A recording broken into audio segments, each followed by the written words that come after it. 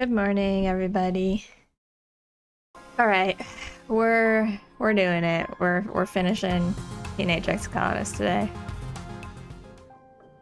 Okay, I need to kind of refresh myself a little bit. So I need to finish the governor, overthrowing the governor. I need to talk to Sim some more to make peace with the gardeners. And I was also working on reuniting Tang and Dis and getting the robotics pet, but those last two are kind of secondary priority, if I'm being totally honest. Where are my friendships? Are we good friends? Not best friends, but good friends. Alright, let's start with just giving out our presents. Hello, Nomi. I have a present for you. It's a flower. Birthday. Oh, happy birthday. Hi, Tammy. Oh, I already gave you a present. Just kidding. Tang, how you doing? Great.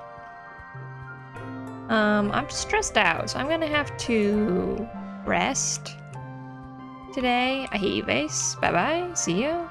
I stole your girlfriend. Have a great time. This I'm best friends with. Oh, I need to go talk to Mars. Oh, she's got a thing for me. You're hanging out with Mars when you hear shouting. Governor Loom comes storming out of command and stalks towards garrison. Administrator Seek is hot on his heels trying to get a word in. You can't hear what they're saying, but Loom looks ready to take it out on someone. Mars pulls you aside. Look, he's going off again. I can't believe he actually makes me miss Governor Udicott. Like this all the time. It's like he's never actually been in command before. He has charisma, but the moment something goes wrong. She gestures to where Loom and Rhett are having a heated conversation outside the garrison. When he's defensive, he gets offensive, literally. I dreamed that you were the governor. Yeah. Mars listens while you recount your dream, then grabs you by the shoulders. OMG, Slana. I didn't think anyone else would feel the same about Loom. What if we did something about it? You don't know what to say, but you're certain you already have, at least once, so you'll hold your tongue. Okay, so this is the Overthrow the Governor event. I kind of am surprised that we're getting it here. I thought I had to do events in command to unlock this, but I guess we've already done all of the things that we need, so cool. I had to let you in a secret. I'm already working on it. I wasn't ready to bring it to the rest of SFC yet, but I've been thinking, if the club can convince enough council member that Loom is bad news, we can actually remove him from power. Yes, I agree. Okay, so this has got to be like a previous life thing. So in one of my past playthroughs, I did get her to be the governor. And the first time you do it, you have to do events at command and unlock this SFC event that she's talking about here, where she's like, I think we should overthrow the governor, and then you can either elect Mars to do it, or you can elect yourself to do it. But I guess we just get to kind of skip forward a little bit since I've done this before. But yeah, I want Mars to be the governor. I don't think I'm gonna elect myself as governor. That's not the career ending I want. I've already done that career ending in a previous life, so I think I'm gonna try for something else.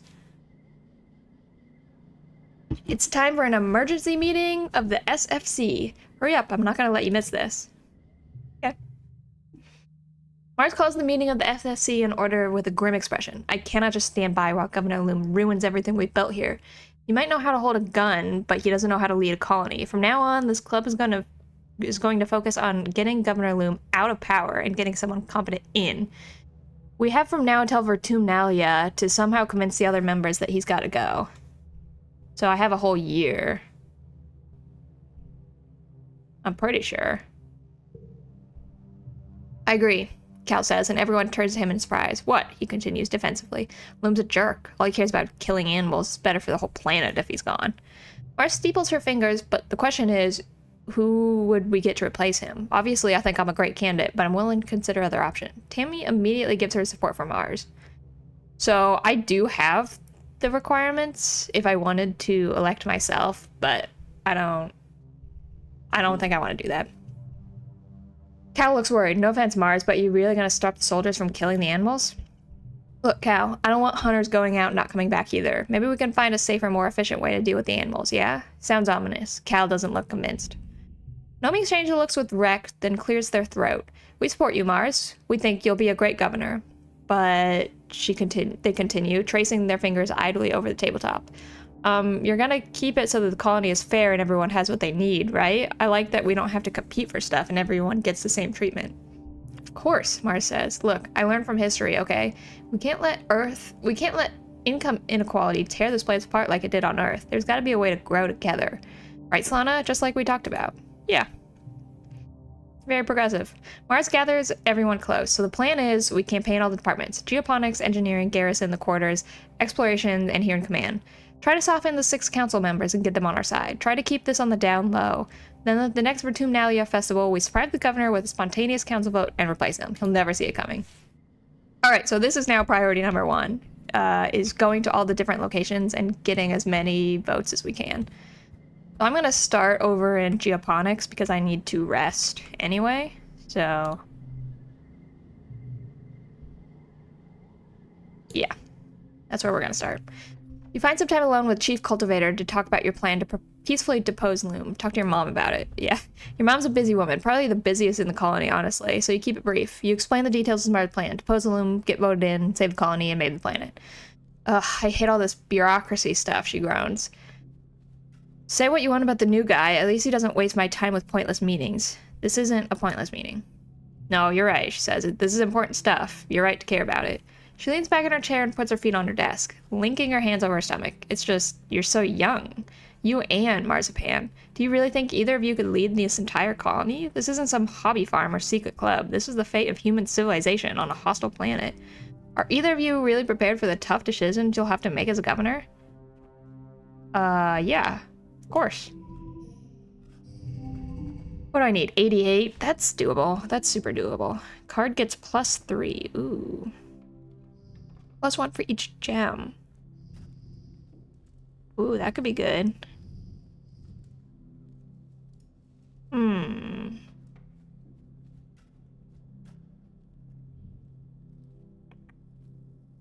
I want to try to get a flush. So if I do like a 6-5, this one would change that. 22, 24. That's not bad for the first round. And then maybe I just stack some yellows. Let's try that. This one is a really good card. I like that one. Can I go here? Does that change it? It doesn't make a difference. 29. I can do an 8. This would be a... oh, it's unchangeable. 7, but if I put down gem cards, this is gonna get really high. Well, not that high, I guess.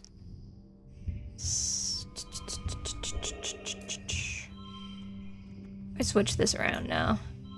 I mean, 38, that's way more than we need, so it's fine. +1 persuasion.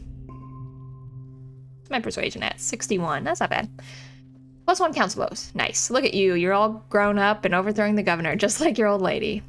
It'd be hypocritical of me to tell you you're too young. I was about your age when I lost this, she said, patting her leg.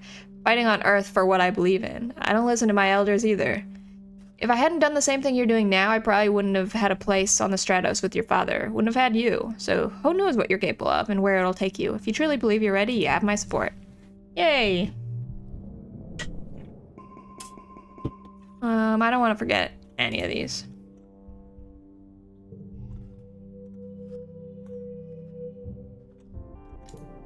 Okay, 1 down. Next, let's go to the science part. Over here. Knock knock. I'm here to repair robots.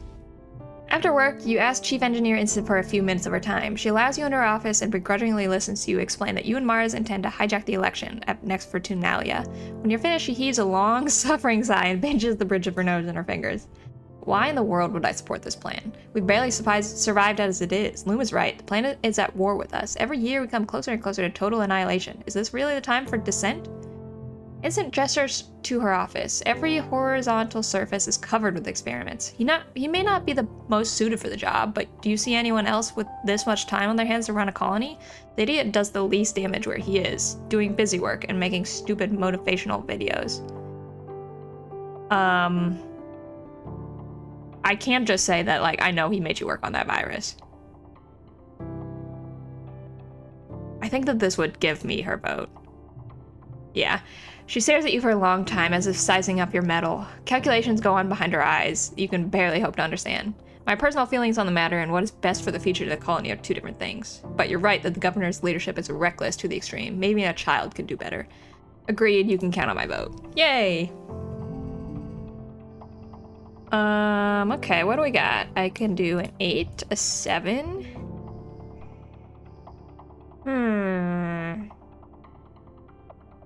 This would become a 5 if or a 6 with a flush. 4. Nice. Yay. 7 engineering. Man, my engineering's really good. And my creativity is surprisingly also really good. I've never really worked on creativity in my previous playthroughs, so I'm kind of curious what I'll get at 100.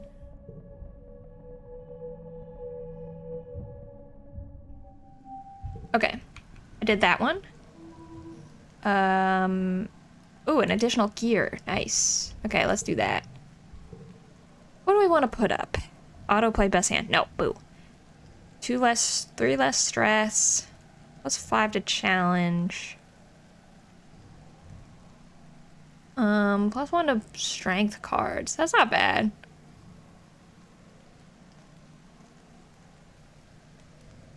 +5 reasoning, +1 to flushes.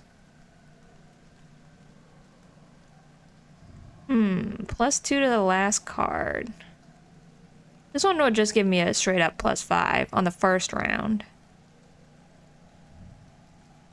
That's not, like, crazy good. Let's put my toy up to get +1 to strength cards. Yeah. Okay, new season. Gotta give out my gifts. I got you a present. It's a flower. Are we best friends yet? Not quite. Don't worry, I'll keep working. Tang, we're already best friends. I'm looking for goodies. We're already best friends. We're already best friends, I think. Yep. Rex, we're getting close to being best friends. I got you a present. It's a log. Oh, you want to chat? Rex is hanging with Nomi in a secluded area of the colony, but as you approach, you can tell from the first aid kit and Nomi's tense posture this isn't a casual visit. Please stop fussing, Rex. You have a cut right here. It's just a scratch, he protests. He sees you coming over and brightens, sitting up straighter and knocking Nomi's hand out of the way. Hey, Solana's here, he says, over loud, and Nomi scrambles for the first aid kit before realizing it's too late. You've seen it anyway. They glance balefully at you, but Rex's smiles. If it weren't for the purpling bruise under his eyes and the cut across his cheekbone and lip, you'd think things were almost normal. What happened? Oh, nothing. Don't worry about it. Wasn't watching where I was going. I ran into one of the unfinished walls around here. Yes, 17 times, Nomi mumbles, valiantly trying again to tend to Rex's face. You should tell Solana the truth. Maybe she could do something about it. Oh, it's nothing. Nothing I ain't used to anyway. It just happens sometimes. People get it in their heads that they want to stay on base's good side, and the easiest way is to beat on someone he doesn't like. Oh. Rex shrugs one shoulder indifferent. It's fine. They remember when I'm good at and come sneaking back eventually. It's getting worse, though. I thought it would stop when we joined the colony, but they're even bigger meanies now. Rex smiles encouragingly at Nomi. Face is just mad that you and I have real friends here. He hates that he and his bullies aren't the big damn heroes in town anymore. That he can't control what people think about us. It makes him feel small, and he hates that. Yeah, we hate Base. What's his deal? I don't want to bring it up because I'd rather think about the future, not the past, but when we were younger, Vase was just a normal kid like me.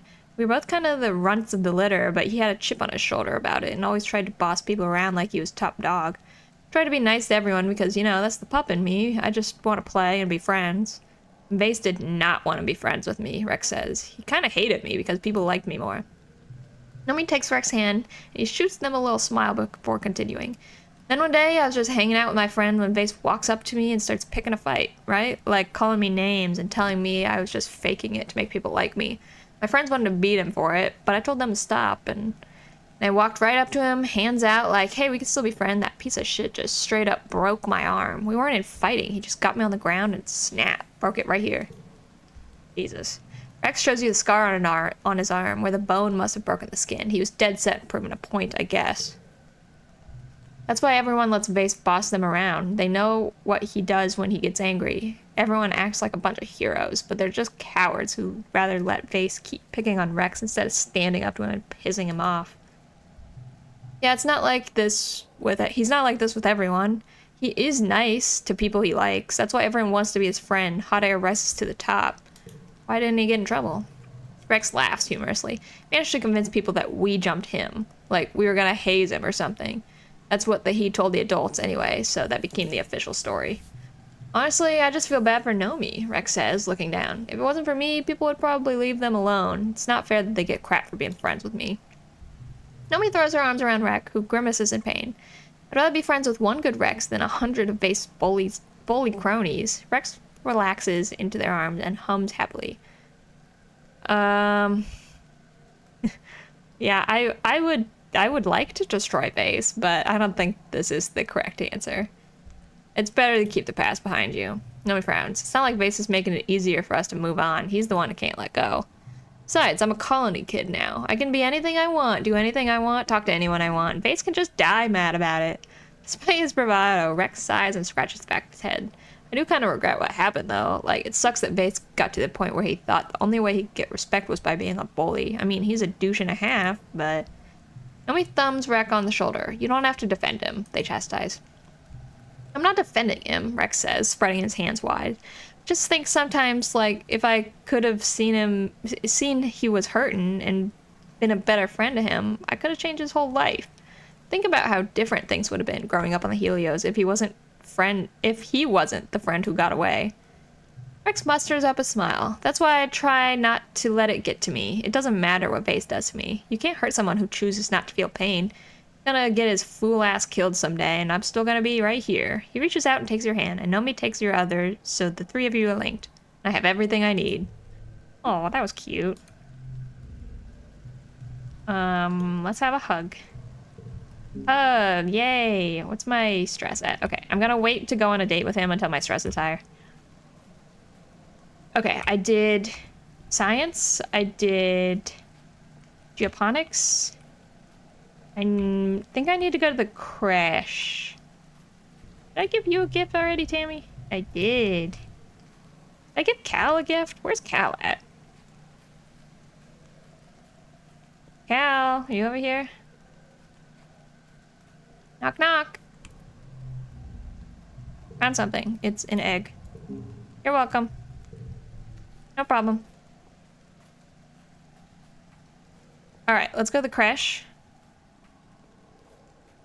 And talk to whoever is in charge.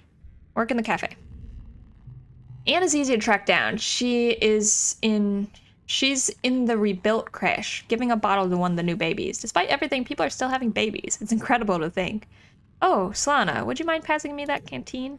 You hand Anne the canteen that's been just out of her reach, and she juggles the bottle to hold it and the baby in one hand while she takes a grateful drink. Never enough hands, she says. Someone should figure out how to give me telekinesis. Let's see science work on that, hmm? She laughs, which rocks the baby in her arms. What can I do for you, Slana? Well, Anne listens patiently as you explain the plan to force a vote at the next Vertumnalia to depose Loom. When you're done, she sets the bottle down and lifts the baby onto her shoulders to burp. That's quite a plan, she says, rubbing the baby's back. You've come a long way from when you were this little. I'm proud of you for sticking to your guns no matter what. So, can we count on your vote? Anne makes a thoughtful noise. Honestly, well, I'm not the one fighting any wars on nature. Honestly, I'm so busy in the living quarters, in the kitchen, and the creche, I barely pop my head outside these days. But I do trust Loom to do what's best for us. He's a little empty in the noggin, but he surrounds himself with good people, and that's what matters to me. Baby lets out a wet-sounding burp and Anne coos at it. Great job, good work. Better out than in. Well, Anne says, turning her attention back to you. What do the others think? If they're on board, I don't mind chipping in. I have 2 votes. Oh, you're quite close then. You'll need at least a 2/3 majority. That's 4 council votes to make an attempt. I'll give you mine if you shake down one more vote. Oh, okay. Boo. Wait, no. Back. So we have to go to her last, then. Can do. Do I have to redo Rex's event? No, I don't. Okay. So we do her last. Let's go to expeditions. Oh, hi, Dis. This evening when Dis is in his quarters or his usual spot near the expedition vehicle, you have a 6th sense on where to find him. The old secret hideout. It's a big drainage pipe under the wall, and he still goes sometimes when he needs to escape and be alone. Sure enough, there he is at the entrance of the pipe, but something's wrong. He's fiddling with a package, furtively. His head jerks up as you approach and he clutches it to his chest. You can barely believe your eyes, but you know a bomb when you see one. What are you doing? Dis stares at you for a few minutes, weighing the truth. I'm leaving. The gardeners made me a deal. Sabotage the colony during the next attack and they'll let me be one of them. Don't get in my way, Solana. I don't want you to get hurt. Please don't do this. That's a terrible idea. Dis looks stunned but shakes his head. It's not about you, Solana. I'm going to do this. Except for you, there's nothing for me here. You're the only thing that makes me feel, well, human. No one has to know. Just give me the bomb. Dis clutches the explosives to his chest tightly and lets just one shuddering sigh. Alright, okay. I just take it before I change my mind. Dispose of the deadly package. Thank all the gods from all the religions you can name that you're here tonight to stop this. Yeah, that's a stupid idea, Dis. You're such an idiot sometimes. I swear to God. Okay, let's go. Let's go. I don't know. Does it matter? I guess I could go to the ridge. 3 collectibles remaining. New boss event spawned. Ooh. All events have respawned.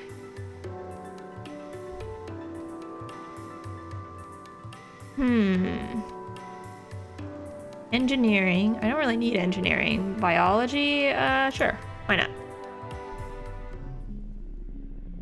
Hello, I need to talk to you about this. You managed to partner yourself with Chief Surveyor herself on your next expedition. It's the perfect chance to talk to her about Governor Loom, but she beats you to it. Whew, this is easier trekking when we had hover bikes, Utopia says, as she hauls herself up to a particularly difficult stretch of terrain. She reaches back to help you up. That villain Loom's using them all to search for aliens now. Like, that's not like finding a needle in a haystack. He sent half my team out to the swamps now. Without weapons, I might add. He's bleeding us dry out here. She scrubs the back of her hand across her mouth. That snake of a man thinks every little thing is a war. I don't like getting attacked by animals neither, but I sure miss being able to explore the planet without Loom getting his paws all over my division, taking my resources for a damn messy war. Yeah, funny you should mention that. You tell Utopia about Mars's plan to overthrow Loom at the next Virtunalia. She seems excited by the prospect. You forgot how young she is compared to the other council members. Sounds stellar. The only question is, who you got in mind? Mars. Mars, really? Isn't she a mite, well, she's young. Well, I was only 22 when I became Chief Surveyor, I guess. It's not that far-fetched. But why Mars? What's she gonna do differently from the chauvinistic float cows ours? Pinch me? Do you remember what Loom did to your hand? I didn't say he wasn't a rat bastard. I'm asking if you know what you're doing here, or if it's just a game you kids are playing this week. The governor has those soldiers wrapped around his pinky finger. Half the squad, too. He says jump and the garrison's gonna jump. He tells them to jump you. What do you think's gonna happen? We might only have one shot to unseat the son of a snap bladder. So come on, pitch to me. Alright, let me tell you what we'll do. 72. Oh, chump change. We can do that. 10. Wow, that's pretty good. Part of the right becomes 5. I don't like that.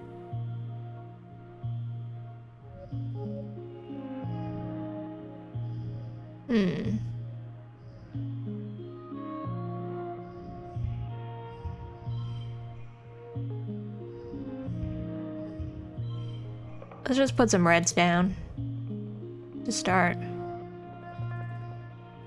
And then I could 6, 5,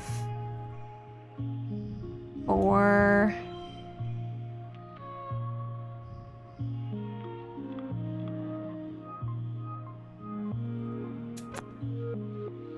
Another 4, maybe a 27. That's not bad. Alright, I got 8. No, not you. 8. And then I got loads of 5s. Oh, this one will also actually be really good. 6, 5. Stack of 5s, like this. Yeah, that's pretty good. +2 persuasion. Nice. You and Utopia set out for a hard day's work surveying. As you work, explain your plan and how Mars will do everything she can to protect Vertumnia once she's a governor. Utopia listens patiently to your pitch for her vote, giving you ample opportunity to explain your position. By the time the second sun is beginning to set and it's time to head back to transport, you've made a solid ally. +1 votes. Nice. Here's a tip from one young buck to another. Don't let anyone ever tell you're too young. You've been on Vertumia just as long as any of us. Yeah. Ooh, yellow cards get +1 in social challenges. That's pretty good. All right, let's get all of my goodies and see if Sim has anything new for us. I still need to unlock his event. And I'm a little bit concerned that it hasn't happened yet, if I'm being totally honest, but I think it'll be okay. Could you help calm me down? -5, yeah. And let's do some activities and then I'll come back and go on a date with him. Might as well, while we're here. I gotta collect all my goodies first, though. Gotta prioritize my goodies. Alright, what are you? Let's see. I found a healthy blep bush. Oh, blep, Solana, you're a girl after my own heart.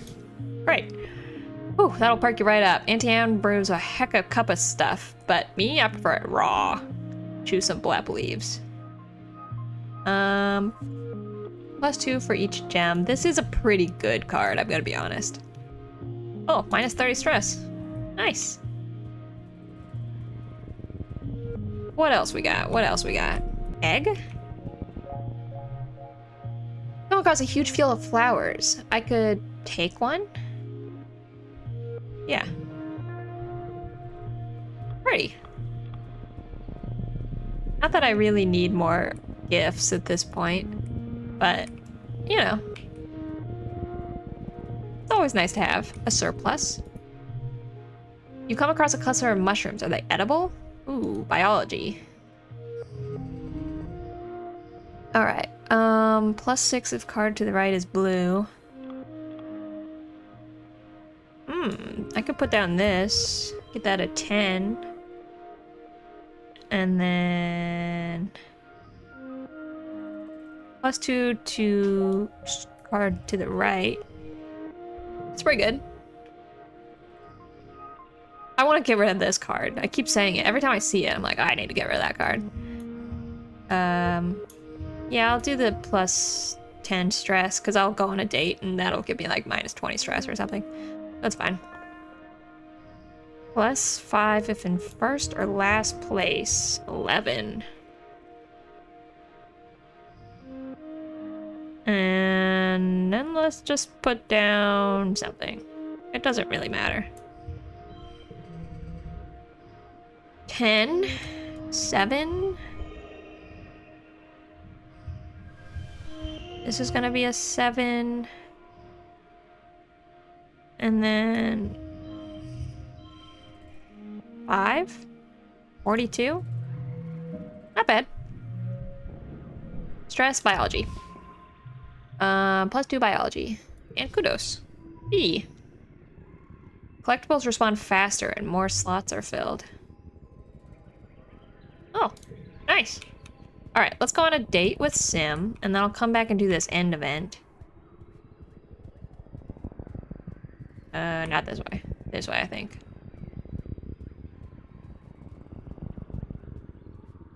Pretty sure I'm going the right way. Yeah. Hi! Let's spend some time together. I agree. You explore a dark place. Sim leads to one of the many underground bedrooms, and he turns to you with a smile that feels shy. You're unlike any human I've met. I would like to try something. Possibly know you as intimately as I know the other gardeners. He gestures to the regenerative vat, glowing softly in the dim. Please, if you would. You disrobe and step into the vat. Sim joins you in the moment later, similarly nude, and you sink together into a cool gel. Immediately, you feel the friction of connection between your mind and Sim's, and you know without thinking that the gel will not drown you. You take a deep breath and let it fill your lungs, and you feel both Sim's pride and his passion as he kisses you deeply. Happens after that, need not speak words to understand. Yippee! Alright, back to the end now.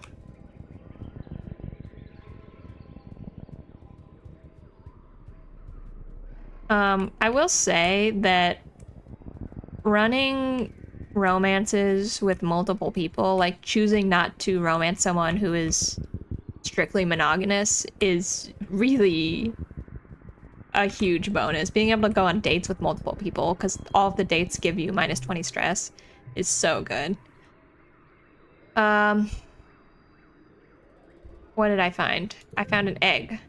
Climb a tree and steal a few palm-sized eggs from a nest. Not too many. You don't want whatever made this nest to come back and catch you.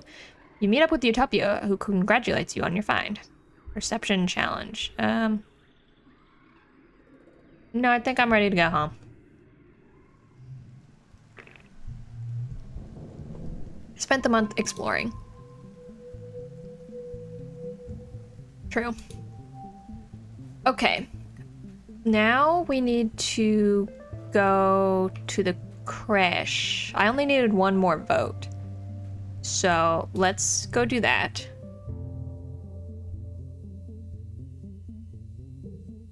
Yeah. Yes, we've read this one already. We can count on your vote. I have 3 votes. Yay! You're really serious, aren't you? How wonderful to see you all grown. You have my vote, dear. You can count on your Aunt Anne just like always. Excellent. And I'm pretty sure that's all we need. 9? +3 to card to the right. This would make it an 8.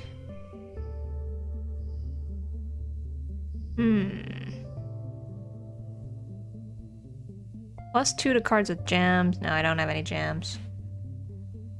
Card is wild, but this will give... Oh, card get +3. Ooh. If I go like this... 39? Still not quite enough. What if I put you down? 40? A little bit closer. What if I put you down? And then you'd be a flush here. 40 still. 35. Oh, this one can get me up there. Yeah. 13. Nice.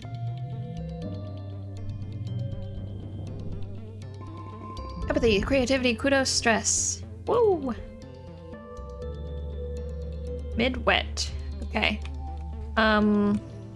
New perk. -1 stress anytime you gain friendship.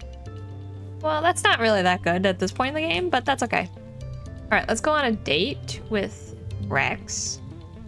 Find a secret place. You're walking off with Rex when suddenly changes direction, tugging you into a narrow alleyway between 2 buildings.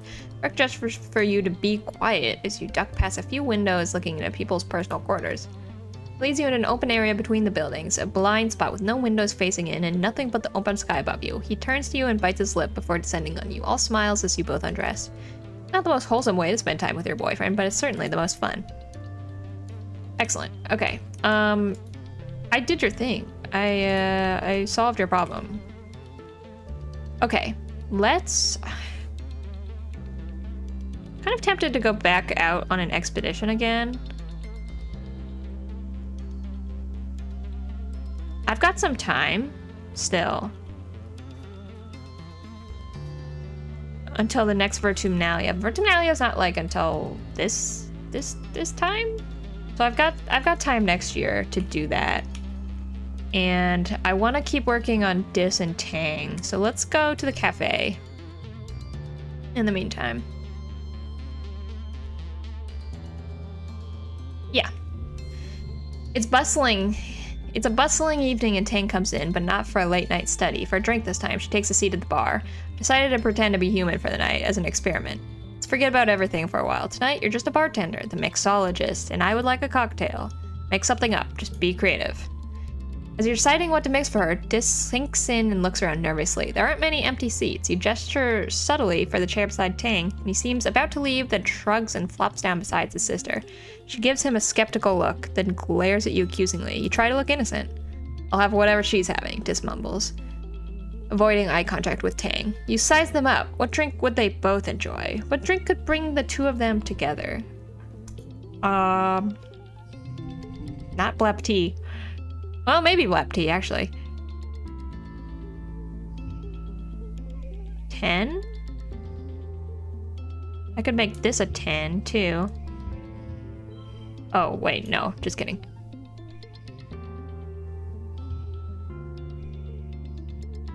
$11. 7? 5? 31 to start? That's not bad. 8 plus 6 if card is blue. I could... I don't really have many good blue cards right now. What about 9, 8? Have anything that could get me to a 7? This one would be wild, so I can utilize this. I don't have any gems, fortunately. 31, that's fine. Alright, I got some 6s.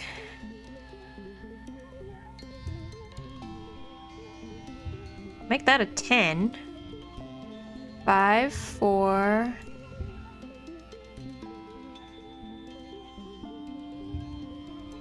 That'll become a 5.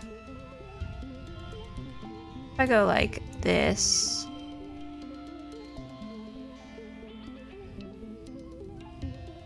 And I get a stack of 5s, 33. That's not bad.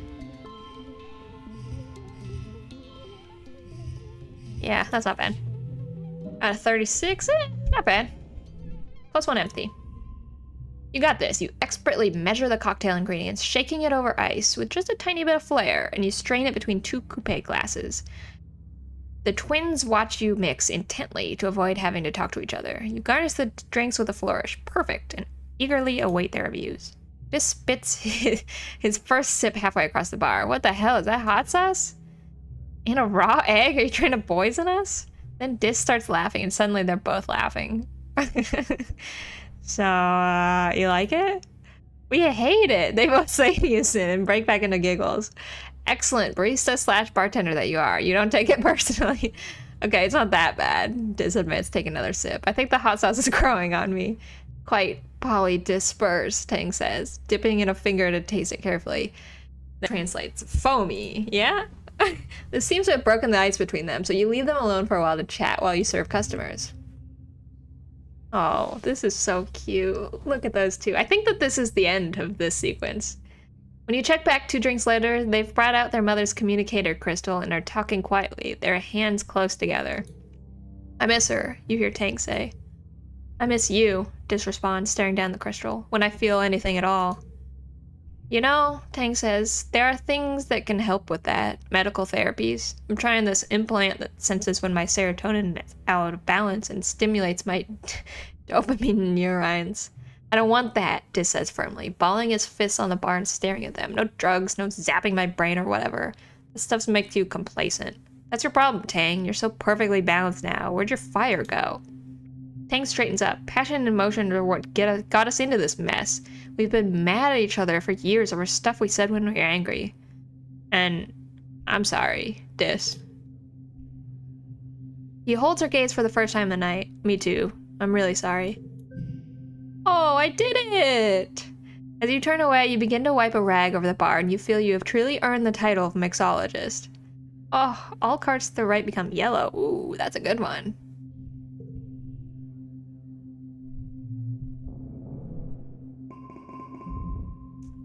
Love that. We've done it. Or think. Okay, we need to sneak out during Glow this year. But not before I clear out my deck a little bit. There's one card in particular that I hate. Where is it? I'm pretty sure it's a yellow card. Maybe not. Oh, this one. Get out of here. Hate you. Get.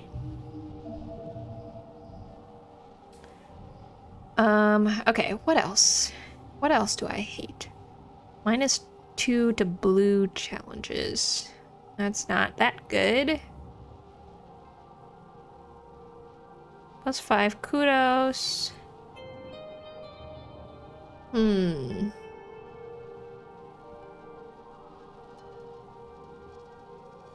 Maybe if I get rid of some 2s. Got a lot of blue cards.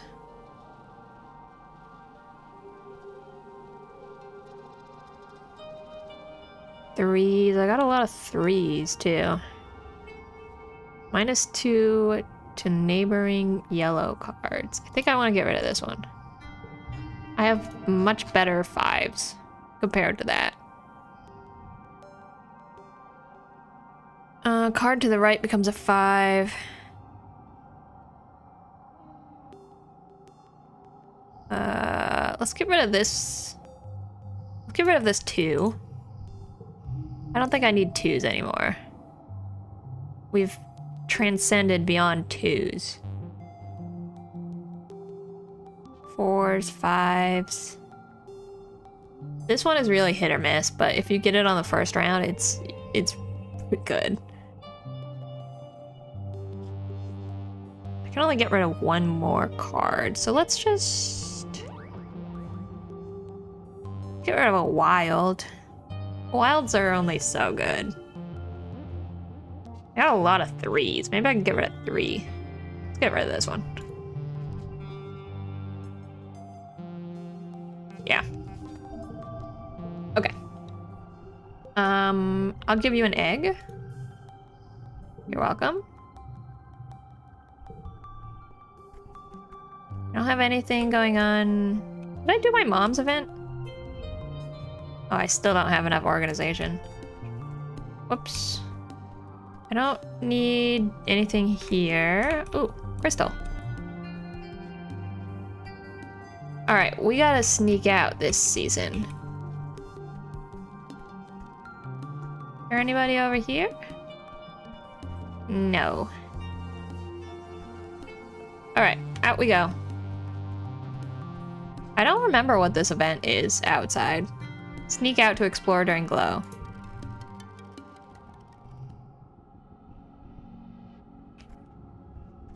What is this?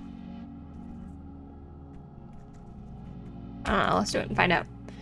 No one is allowed outside the colony during Glow, so if you stay out of the lookout site, there will be no one to catch you. It also means that you're alone out here. If you get into trouble, it's gonna be big trouble. You hope you know what you're doing. The familiar is unfamiliar during Glow. The sky is dark except for eerie lights in the wormhole, seemingly so much closer than it usually is, and the gloom makes the shadows deeper and more mysterious. It's so hauntingly quiet you can even hear the movement of animals, the beat of soft wings, the woof of something large in the distance. What's that curious sound? It's just a Dorbs moth taking flight. Its usually dull plumage is an iridescent rainbow glowing warmly in the dark of Glow. It slowly glides through the mushroom trees. You've been taught to be terrified of Glow season since you landed here, that there are monsters out here circling the colony and attacking anything they saw. But it's so much more serene than you were expecting. Maybe they were wrong. Or lying to you? Maybe.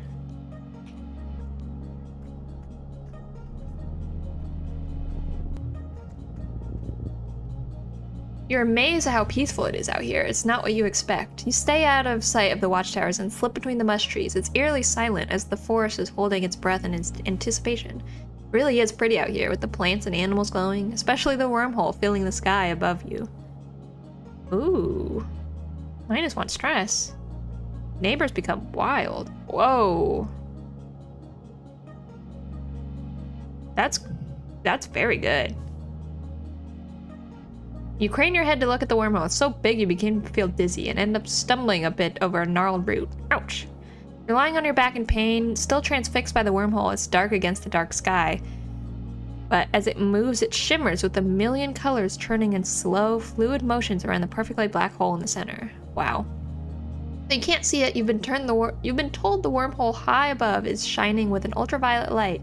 It's invisible to the human eye, but absorbed and re-emitted as visible light by the flora and fauna around you. Your holopalm calls it black light and says the people on Earth used to use similar, much more concentrated light as decoration. Even your clothing glows faintly. That was a good card I got there. Alright, let's skip through this a little bit. I want to make sure I have enough energy for the end event. And I want to see if Sim is out today. Curious if he'll be out during Glow. Oh, you are. Hi there. Shadows upon shadows move against each other in the glow, weaving under the gloom of the mush trees like ghosts. The forest is as still as the creature breathing its last breath. You don't see Sim until you're practically on top of him. Hi, Sugarbug, he laughs, holding you by the shoulders. Miss me? You nearly didn't there. I totally saw you. Of course you did. You practically made this place. Sim starts walking through the forest, his footsteps finding the path with ease. This is my favorite time of year, you know. I get the sense that you humans are afraid of it. Well, things do tend to attack us. That's true, Sim replies, tilting his head with a funny expression. Those attacks are not natural, as you may have guessed. Glow isn't dangerous at all. It's lovely. Glow is a time of healing, actually. A time for the creatures of this planet to go dormant, reflect on themselves, and to strengthen connections with each other's life forms. Of course the planet repels you, he adds, raising his hand to stir a cloud of glowing spores drifting above your head. You don't connect. You're like a burr lodged against its skin. I'm sure you have some questions for me as usual. What's up with the wormhole? Just like that? You'd like me to unravel the mysteries of the universe for you? Suffice to say, I don't think you could fully understand it even if I explained everything I know. He looks up at the wormhole with a thoughtful expression. Truthfully, the wormhole is older than even this planet. It operates on a level of space and time that is beyond even my comprehension. The universe is incredibly vast and unknowing. I'm sure you've already noticed that it's related to your foresight, yes? Yes, and you nod. Your dreams, if that's what they are, always seem to get worse in wet and glow when the wormhole is closest to the planet. Many individuals such as yourself are sensitive to the wormhole's effects of time and space, fluctuations and eddies in the normal linear flow of reality. Think of it like an echo, only not your own. Think of it as a version of yourself, stood in this spot and shouted, then moved forward in time before hearing your own voice return. You can hear those echoes, choices that people made and events she experienced that may not come to pass for yourself.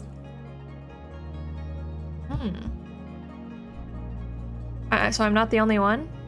Sim shakes his head. No, though you may be the only human. We gardeners have lived under the wormhole for thousands of years. Some of us has developed a sensitivity to it as well. We use it to guide us in tending to the planet. Well, that is enough for now. The trees have ears, you know. He embraces you and kisses your forehead. Travel safely, my love. Oh, thanks, Sim. Can you calm me down? No, he can't. That's okay. It's dark. I can't see very well. Is this the end? No. Can't be. How do I get down there?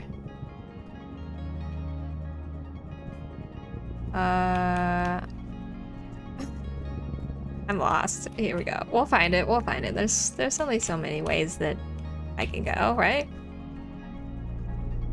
Yay. Yay. I can't go any further? What the? Okay, let's go do the yellow event over here. This where I came from? I think so. Pretty sure. Yeah, this is where I came from. Okay. This is really pretty.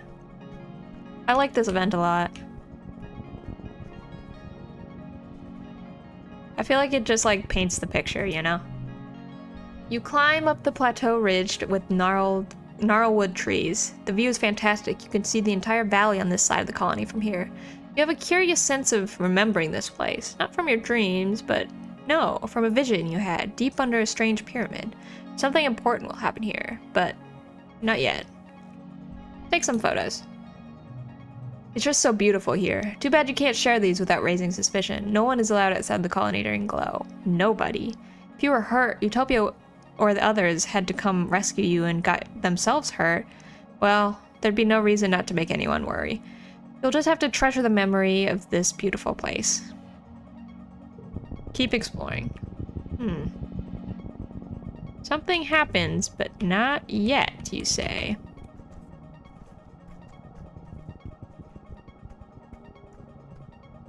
Maybe next year during glow? I don't want to talk to the manticore. I don't think I want to interact with the manticore. Let's do one more event and then call it good. I don't want to run out of stamina. Well, actually, I don't think it matters. I think I maybe get stamina from the glow event anyway, so it's fine.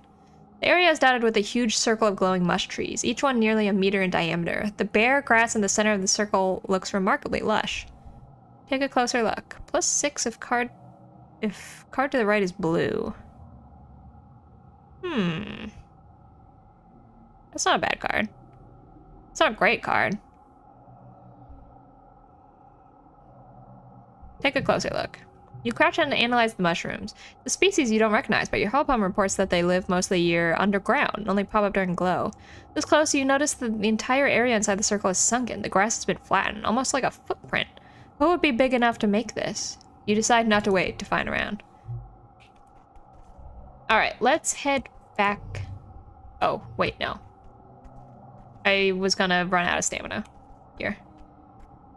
Because glow either like gives you -50 stamina or like +50 stamina. So either way, we might as well just do all the events. Come to a dense part of the path where the gnarlwood surrounds you and blocks out the sky of the wormhole above. Long threads that look like hair hanging down from the tree. Strange, you've seen this during the rest of the year. You'll have to go through these. Take a closer look. The strands are sticky like a spider's web, so sticky and thick in fact that you would have been caught if you tried to push your way through it. Let's cut my way through it. Your skill with the plas cutter comes in handy, and you're able to cut the Solana-sized hole through the sticky hairs without accidentally getting them all over yourself. Seriously, this stuff is like super glue.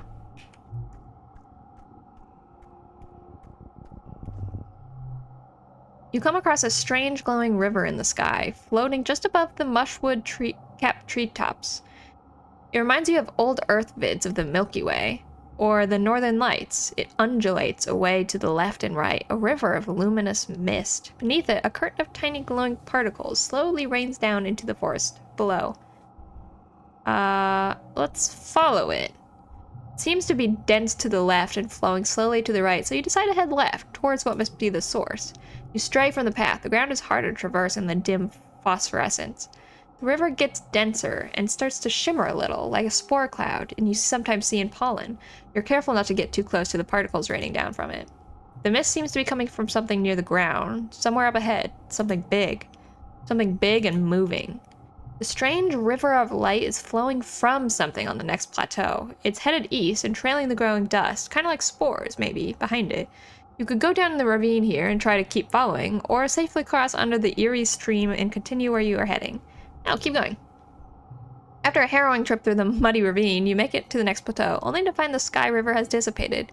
You can't find any signs of what made it. Ah, well. You're too worn out to continue. Bravery, perception, neither of which I needed. You're heading to bed when the sirens begin to wail, heralding the beginning of the yearly Xenophon attack. Outside your window, you see soldiers begin to form. This year, Nem is heading up her own squad. You see her red hair bobbing along with others she rushes. I'm gonna just wait it out. You close your window and pull the covers over your head, and then you get a holocall notification Mars. You join as far as Mars, Tang, Cal, Rex, and Nomi already in the call. I can see everything from my bedroom window. Nemi's got her own squad and everything now. Look at her go. Cal makes a noise of discomfort, but doesn't voice his opinion. You and your friends keep the call open and speculate on what's happening outside, supplemented by Mars's observation and Tang's reading of congruence processes. Everyone is on the call except Vase and Nem, who are defending the colony, and Dis, of course. You open a private holo chat with Dis, who assures you that he's safe. He just doesn't feel like pretending to root for the humans anymore. In the quiet following the battle, the colony comes out of hiding together in the courtyard, surveying the damage. Everyone looks weary, but you survived another year, and with remarkably few casualties. As the gate is secured and people begin to pick up the massive xenobodies, you spot Dis watching from the wall. As he meets your eyes from the distance, you wonder how tonight's battle might have gone if he hadn't stopped him from planting that bomb. Yeah, it's probably a good thing I did that. Okay, well, unfortunately, my stress level did not go down, or up, or do anything, really. So we're gonna have to chill out a little bit today. I could give Cal a cake. That would give me -5. Let's do that, actually. Take this cake. That gives me... Whoa. Nice. More than -5. And then I'll go on a date with Rex. Where's Rex? Where are you at, boy? There he is.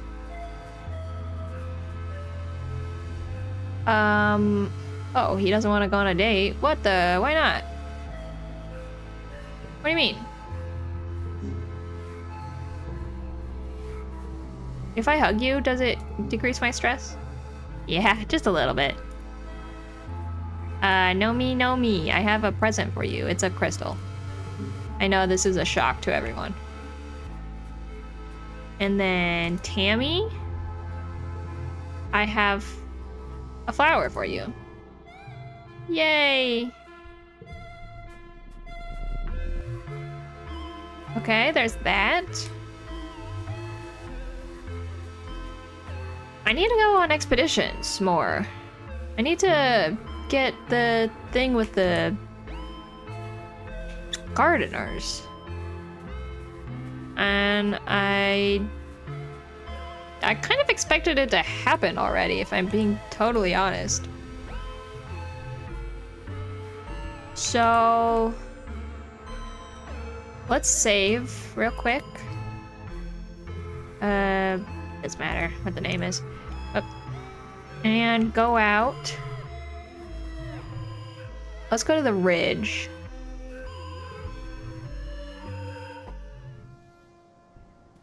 Because I need to have Sim take me to the governor, or to the... I keep blanking on their names. The gardeners. So I can broker a peace treaty, more or less. Like, they'll send Dis out to blow up the building, but they won't talk to me? Why not? What's the problem?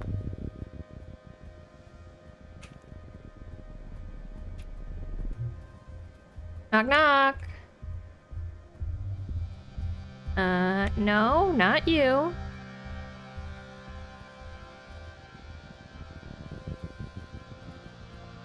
Oh, nice. Okay, I think that this is what I'm waiting for. Give me this. Hello, will you take me to your thing? Just the human I want to see. The Overseer would like to see you. Excellent.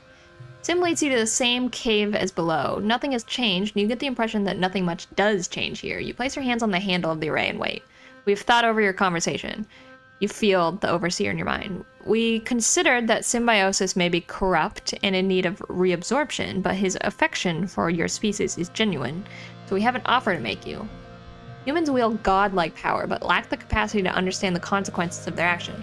You have no connection to the land you claim, beyond the short, brutal window of your own consciousness. But after this, we will not eradicate your colony. Instead, you will be tended to, just as the gardeners tend to the rest of the planet. You'll be given fresh water, clean air, good soil, and be protected from outside harm. In exchange, humans will stay within the colony and limit their population growth so as to maintain the balance within the habitat. You will not leave this territory and procure more resources. You will cease all hunting, logging, and expansion. Like a human nature reserve? More or less. You're curious to us, as well as a sentient species. We would like to preserve you without endangering the ecological balance of the planet. Now, you'll go and convince the others of your species to agree to the compromise. I will try my best. You say you don't know if there's any way to convince Governor Loom. The overseer seems to accept this. An envoy will visit in glow season and discuss it formally. To be clear, an armed envoy. We suggest macing yourself looking non-threatening. Sim embraces you as you remove your hands from the array. Thank you, he murmurs into your hair. I fought hard for them to consider options other than eradication. I'm glad my trust in you was rewarded. Yay! Ooh, wow, that's a good card. Look at what is he doing? He's such a little gremlin in this picture. As Sim leads you back to the surface, you quietly wonder at him. This man, or rather this ancient artificial intelligence resembling a man, has pushed his directives to the limit to help humanity. His interest started with mere curiosity, but over time, he's come to love humans and value your survival. Has he made a mistake? No, of course not. Don't be silly. You're being silly. Alright, let's correct the rest of my resources. And then we're gonna go back. The only thing I really need to do now is get the last pet. And then I've kind of achieved everything I set up to achieve, which is really awesome. I didn't know that I would be able to do it this run. I was kind of worried about the governor event, and I was kind of worried about the gardeners event, but it all kind of worked out, so... Okay, I'm not gonna do this. I'm not gonna do this last event, because I want... yeah. Because I want to still have stamina left. As usual for this time of year, your dreams have been more vibrant and invasive. You have trouble distinguishing dream from reality during the day, and you dread falling asleep at night. How did that hotbike get into your bedroom? Follow it. You chase it out of the balcony door and find yourself on a thickly wooded path. Mushwood presses in close on every side. The lights are weird here, pink and glittering, casting teal shadows. The hotbike disappears down a hole in the ground, and without thinking you dive after it, squeezing your shoulders to fit through. You tumble into a cave, beautiful and surreal, shimmering with a light that seems to come from within. When you take a step forward, granules of pink sand crunch underfoot. The cave opens up to a forest that seems lifted from a fairy tale. Sunlight beams through breaks in the trees, illuminating a path of mushroom-ringed stepping stones that lead you to a small cottage. You spot the hotbike hurrying further down the path. Let's visit the cottage. You don't meet anyone in the cottage, but it isn't empty. There's something alive in the old green crate in the back of the cottage. It's banging furiously, jiggling the latch, demanding to be let out. You lift it and find yourself falling into the empty box. You land hard on solid ground, your breath whooshing from you. It's hot here, impossibly hot. The twin suns beat down on you, burning your skin on contact. The air is almost painful to breathe. In all directions stretches a barren wasteland of dead trees, like bones puncturing the dry skin of a planet. You rise from the dusty, cracked earth and begin to walk, stumbling over the bones of unknown creatures. You don't know where you're walking, only that the horizon doesn't change. The red sky just stretches overhead like a great bowl of heat pressing down on you. A great roar shakes you and you turn to see a chimeric nightmare. Manticorn, but with Governor Loom's face. He towers over you from a podium, his claws clacking and his tail thrashing as he proselytizes. We, primeval forests felling, he chants. We, the rivers stemming. Piercing deep the mines within. We, the surface broad surveying. We, the virgin soil upheaving. Overhead, the sky is streaked with smoke. You hear rumbling in the distance. I'm gonna run. You flee from the scene, feeling the memory of it cling to you as you push and claw through another reality. You stumble forward into a dark glowing forest. Blessedly cool air brushes your cheek, thick with moisture and making your face wet as if you've been crying. The path wends upward, flanked by humanoid figures carrying candles. Some of them are wearing robes, some armor, some lab coats and envirosuits and formal wear. Some are elderly and some barely 10 years old. All turn to look at you, and you realize with a jolt, they're you. Every single one of them is you. You see yourself reflected in their eyes as they gaze upon you dispassionately, line of possibilities stretching out as far as you can see. The hot-eye crouches between the ranks and gazes solemnly out as you pass. You walk steadily upward, feeling the unflinching gaze following you. Overhead, the wormhole hangs in the sky like an over-ripened fruit, bending the heavy branches of space and time towards you. It's so close, you feel as if you could touch it. You stretch your hands out, seeking, and you wake up. Oh, no. Milky quiet sunlight pours through the window, flakes of bromide snow piling up against the glass. You feel as tired as when you went to bed. It's your birthday. You're 19 years old. Only one more year as a teenager. Oh. Okay. Well, I've got insomnia, but that's fine at this point. It doesn't really matter. Did I give out gifts already? I can't remember. Yeah, I did.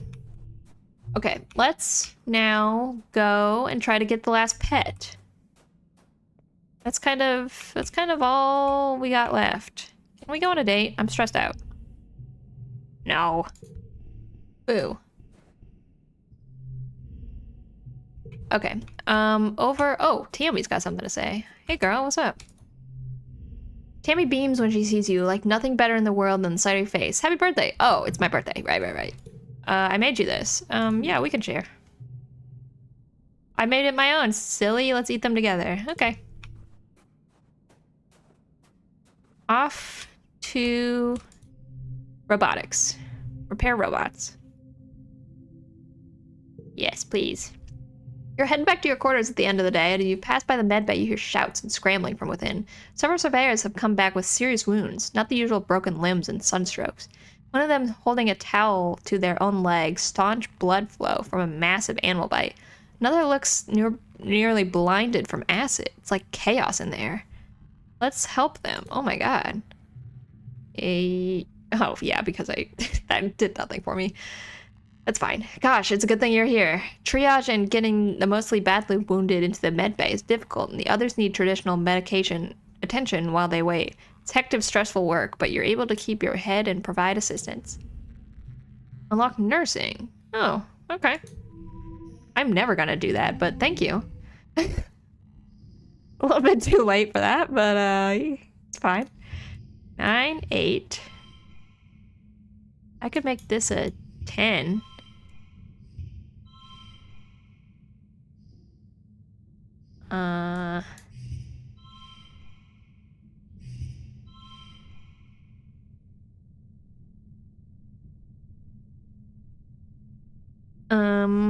Okay.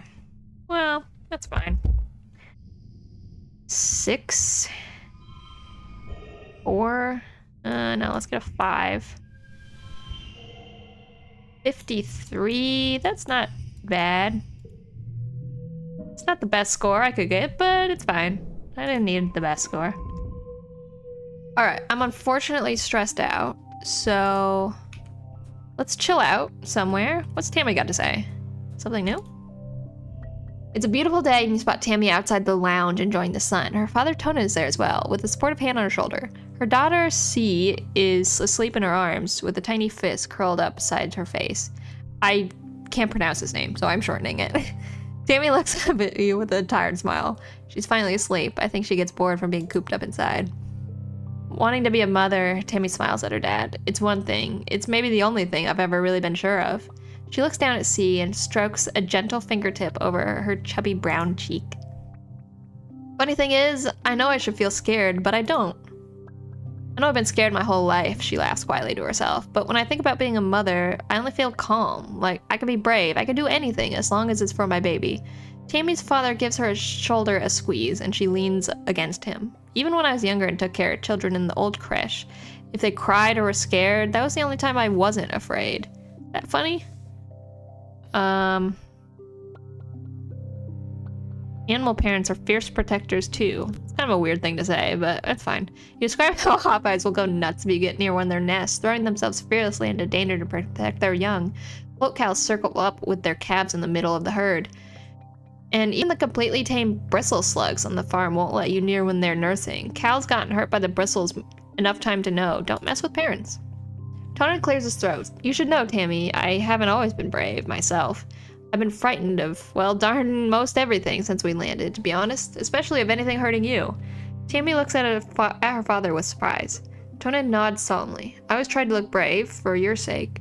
You needed your dad to be strong, and I know I needed to protect you. That made me stronger. Tammy's chin trembles. She buries her face in his shoulder. Better you than me, sister. You're gonna be a great mom.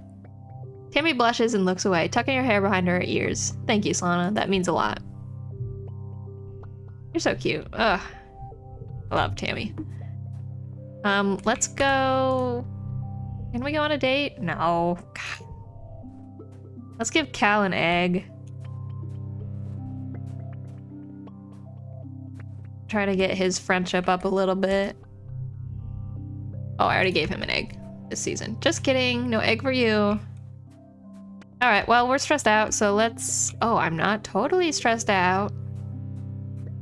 Can I do this with 99? I don't think I can. Oh, I can. Wow, okay. Let's repair some robots.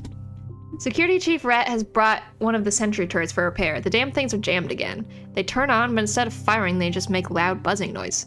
He flicks the turret on, the room is filled with high-pitched clunking squealing. You wince and cover your ears. It's annoying, but it's not very effective, he shouts over the din. Can you make them kill things again? With bullets, not with noise. Yep. That's my job, I guess. Working on the turrets is a bit of trial and error, but you figure it out. You fix the jam one, grease the rest, and adjust the programming so they don't shoot quite so fast. After a few years out in the elements, you're getting some wear and tear, and the old machines need to be operated more delicately. You suggest Rhett requisition some crews to build shelters for the turrets. Rhett is impressed with your handiwork and transfers you a few extra kudos. Thanks.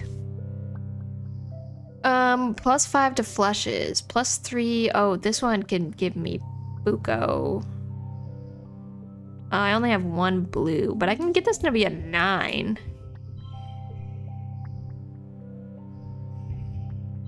+3 if on the 3rd stage. Okay, well, this is only a 1-stage activity, so I guess it doesn't count.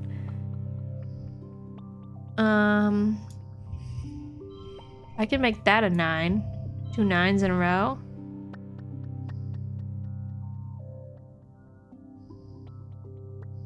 What's this gonna give me?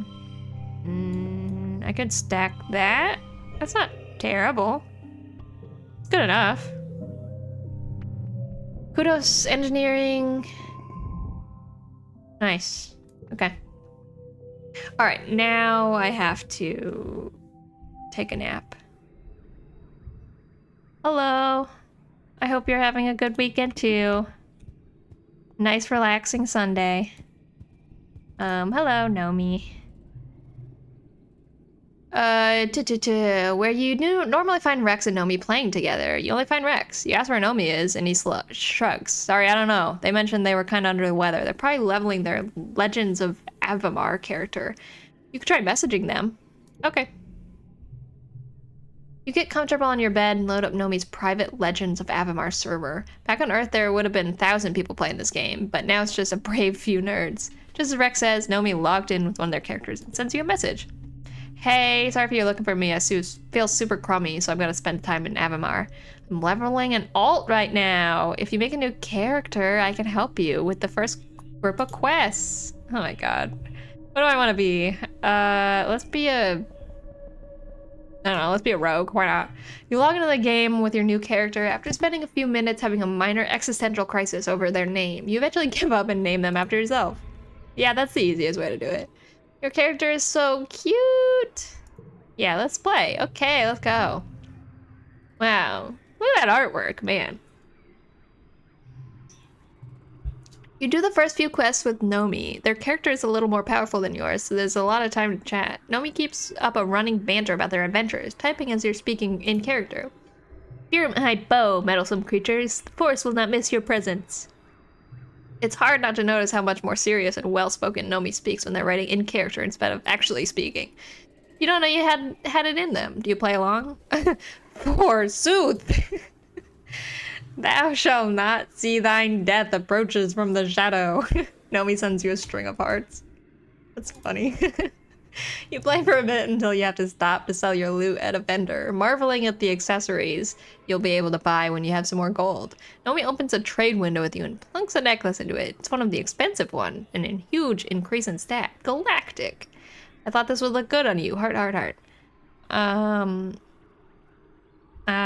Sure, why not? You type back, I shall wear it in the battle and think of you, my star. Nomi replies with a heart. You and Nomi battle your way through null encampments and stand face to face with a big grass mage pelt. Nomi readies their bow. Heroes, we are called to battle. Alright, let's go. Playing a game inside of a game. I could do 8, 7, 6 here. 28. That's not bad for the first round. Plus 6 if this is the highest. This will give me 7, 6. This will be a 5. I could stack 5s. 5, 5, 5. What do we got? 8. I don't have any gem cards, so that's unfortunate. 6. 5. 4. 3. Sure. That's pretty good. Okay, some more combat. You stand victorious over grass mage pelt. When you click on the loot window, you see a message waiting from Nomi. Our bond is greater than the evil that may befall this land. The power of true love conquers all. Nomi sends you a kissy emoji, then a string of question marks. Yeah, it's perfect for our character. Yay, OMG, I'm happy you get it. You wait a few minutes when Nomi composes their message. Finally, they send you. Miridae's tree whisperer turns and embraces Solana in the strong arms. My love, they say. By your side, I would hazard any foe. Nothing frightens me more than the prospect of a life without you. The fiery-haired archer bends to press their lips against Solana's, sealing their love with a kiss. You log off the game and open a chat window with Nomi. What do you say? That was fun! Yeah, thank you! I had so much fun! Maybe I'll use this for inspiration for my manga. I sure don't like anyone like that. Sometimes I feel like everyone's just a big ball of hormones here. Like, all of a sudden, everyone cares about doing smutty stuff, and I'm just sitting here like, yuck.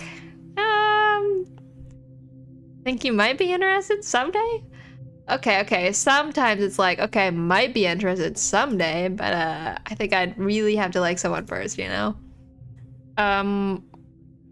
Yeah, who knows? I don't want to assume anything between her and Rex. Maybe or maybe not. Nomi's good out here. I'm really not thinking about it right now. I can't imagine liking someone that much, or them liking me that much. But anyways, thanks for playing with me. You're welcome. Sometimes it's easier to talk about stuff when I get to pretend to be someone else, you know? Yeah, I do get that. Are we best friends yet, Rex? Almost. I'll give you a log, and then we'll be best friends. And I don't need to give you a hug. We're already best friends. Great. You swing by Rex's lounge with some much-needed rest and relaxation for your friends. Rex is there, as he usually is these days, slinging drinks and conversation behind the bar. Solana, I was just talking about you. You take a seat and Rex pulls out a few bottles down the wall. Now that you're here, I get to unveil a new drink. I named it after you. Oh? He pours various liquids into a shaker, and a few minutes later pours you a light blue drink that glows white in the bar's light. You take a sip, then gasp in delight, and take another right away. It's sweet and friendly, as if sunshine were a drink. Rex laughed. Careful, it's a pretty drink, but it'll absolutely put you under the table. Call it Solana's charisma check. I'm honored. That's cute. Thank you. Oh, it's nothing, Rex says, and he washes the shaker. I've been thinking about it for a while. You're one of my best friends. I'm honestly just like so happy I met you and we became friends. Nomi, who's sitting beside you at the bar nursing their own drink, has an umbrella and a watato skewer and little popping candies, clears their throat, and Rex laughs. I said one of my best friends. Jeez, can't a guy have two best friends? Well, yeah, I guess, sure. Rex jumps to the bar and swings his legs over. Why don't you stay a while? You've been working so hard. Let me help you relax. What do you want to do? let's do some karaoke. That sounds fun. Yes, great idea, Rex cheers and leads you over to the karaoke machine. Nomi and Mars join you as soon as they realize what's going on. Those two can never resist a chance to show off. You sing a song with each of them, and then go for your show-stopping solo, My Heart Flies Over the Wrestling Ridges. Always a crowd pleaser, that one. Rex holds up his lighter while Nomi and Mars fake big theatrical sobs. It's a total blast. Afterward, Rex asks, what's next? Let's dance. Rex grabs you by the hand. That's a great idea, he says, and leads you off into the dance floor. It's usually empty this time of day, piped with fairly unobtrusive lounge music from the Hollow Archives, but Rex fiddles with the sound system until something fun and danceable comes on. Come on, I love this song. You and Rex throw yourselves on the dance floor for a few songs. It doesn't matter that it's the middle of the day, or that you're the only ones dancing, or that you can feel other people watching you with amusement. Honestly, it's just good to move your body around without caring about whether it's right or strong or smart. For a few blissful minutes, you're just two bodies moving through space. Let's get out of here. Yes, I love the way you think. Wow. What a cutscene this is. Rex takes you by the hand and leads you. I don't think I've ever gotten this cutscene before. This is quite something. It leads you to his quarters, a cozy little nook above the bar with a surplus of pillows and blankets. You sink into his bed and he drops to his knees beside it, gazing up with fond expression. I wasn't going to show it to you right away, but I got something nano printed. Close your eyes. Rex is holding a collar in his hands, about 2 fingers thick, white box leather with gold accents, and slightly padded on the inside for comfort. He looks up at you, hopefully. Do you like it? I thought maybe we could... oh, Rex, baby, no.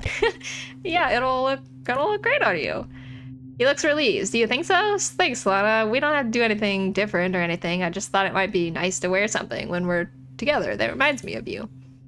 Rex leans down and you fasten the collar around his neck with gentle hands. When you're done, he looks at you adoringly. You're right. It does look perfect on him. Now, where were we? I think I was just gonna help you burn off some steam. +6 if stress is over 50. That's pretty good. Okay, I'm stressed out. Oh, I'm not totally stressed out. I've got 1 stress. Man, I love having 99 and you're still able to do activities. All right, back to robotics. I just need to get my little robot friend. That's all I have left. Please. Nomi is assigned to work with you in a robotics lab this month. At first you're happy for the help, but it quickly becomes clear that they're more interested in unreasonable fantasies like building a giant robot, or to defend the colony. I saw it in an anime, they chatter as you show them how to ground yourself before working with sensitive electronics. It's totally cool, we just have to... Perhaps it's better to master the basics first, Nomination. Congruence pitches in smoothly. For example, there's a vacuum bot awaiting repairs for its intake and output valves. You know that looking. It's Rob, our friend Rob. Yep, your problematic little buddy is sitting in the first bay. You pull up the work requisition on your holopalm. Looks like there's a report it's been spewing dirt instead of vacuuming it up. Typical. Silly Rob. Not to worry, little buddy, Nomi says excitedly. We'll fix it right up and get you on your way. Maybe with a few upgrades. If it's blowing out dirt, maybe it doesn't want to be a vacuum bot anymore. They look at you hopefully. Maybe it's... We could turn it into a gardening bot?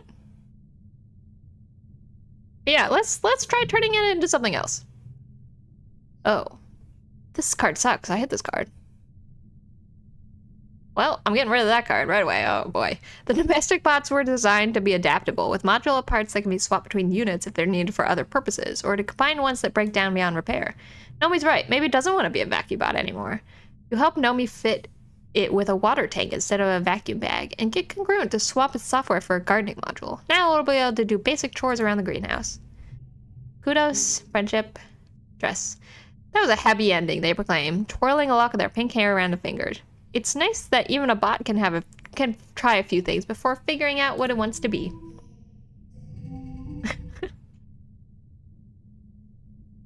I don't know that I'm gonna get my robotics friend. I don't know that I'm gonna have time. +10 if this is the only blue card. I think I can make that work. Oh, wait, no. I'll have to put it here. And then I can do... This will become a 6. Actually... Hmm...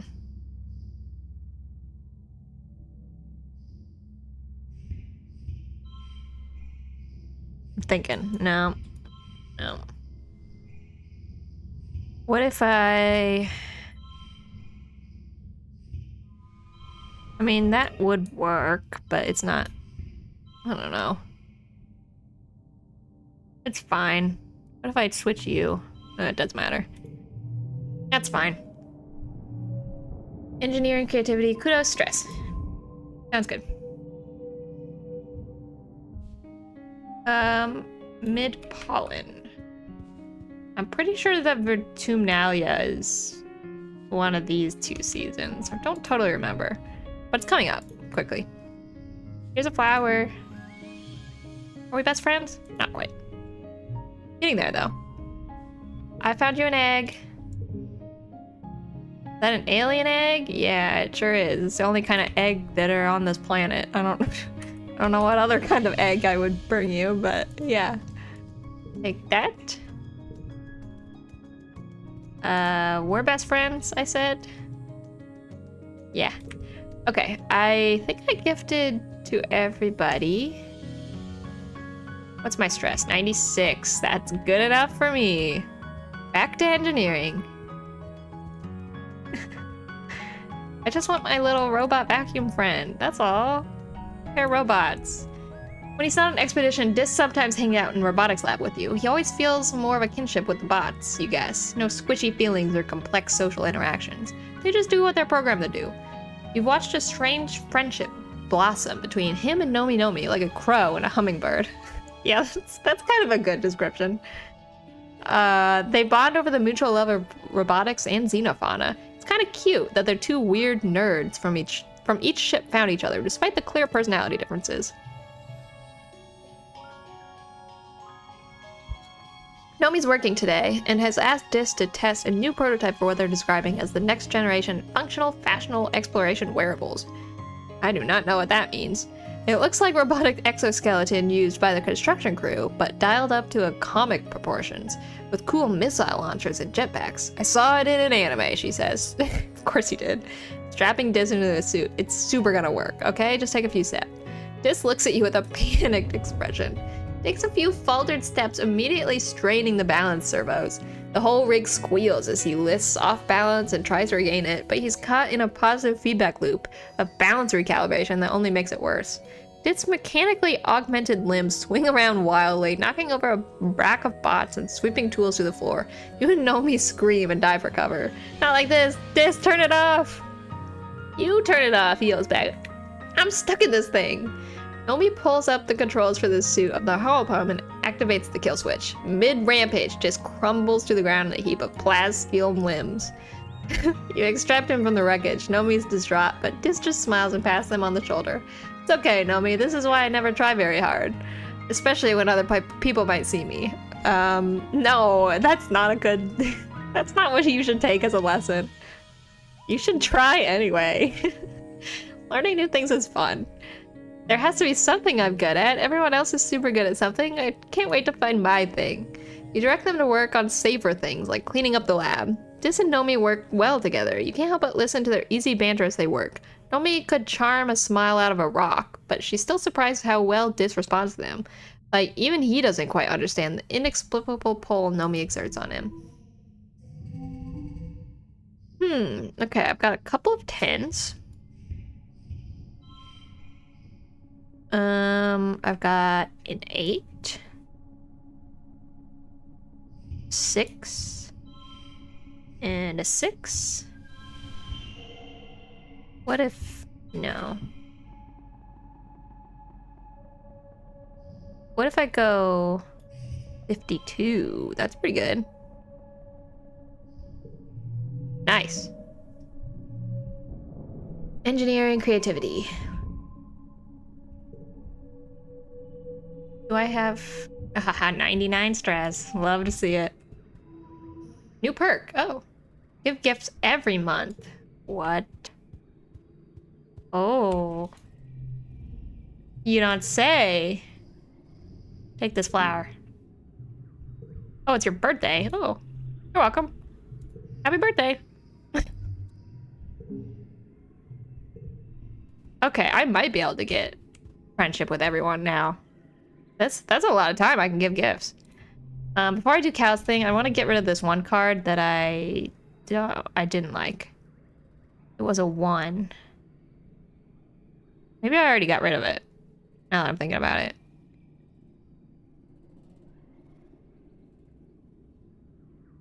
No, this one. Yuck. Get out of here. Yucky. Don't like you. Sorry. Hi, Cal. It's hot and humid inside the geoponics bay, making your clothes stick to your skin as you look around for Cal. Eventually you see him. His back turns to you as he lifts bags of fertilizer into a wheelbarrow. Slana, I was hoping I would see you today. You open your mouth to respond, and you hear a quiet crack and a hiss from nearby.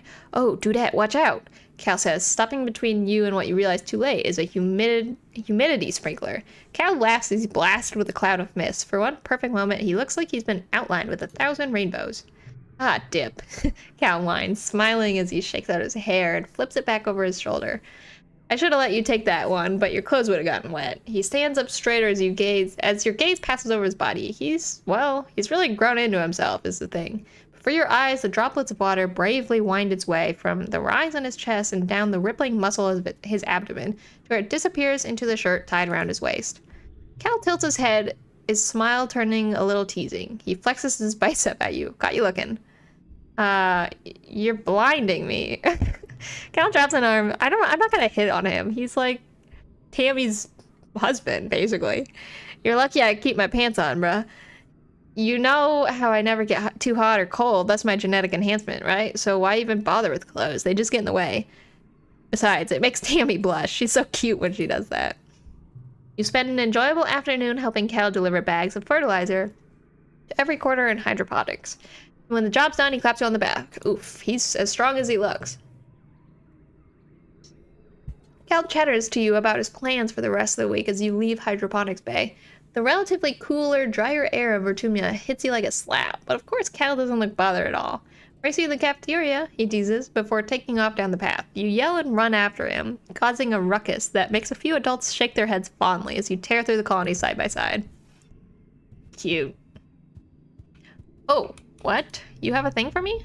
You're about to challenge Nomi to a gaze of laser fable when you notice they see coming kind of down. Slana, what do you want to be when you grow up? What do I want to be? I want to be... I don't know. A hero or explorer. Sure. That one sounds good. Wow, it's so cool you already know what you want to do. What's that like? I've been thinking about what I want to do with my life. I thought that being here would mean I could find something I'm good at, but everything I tried just sucks. It's boring, and I'm not good at anything except drawing and writing.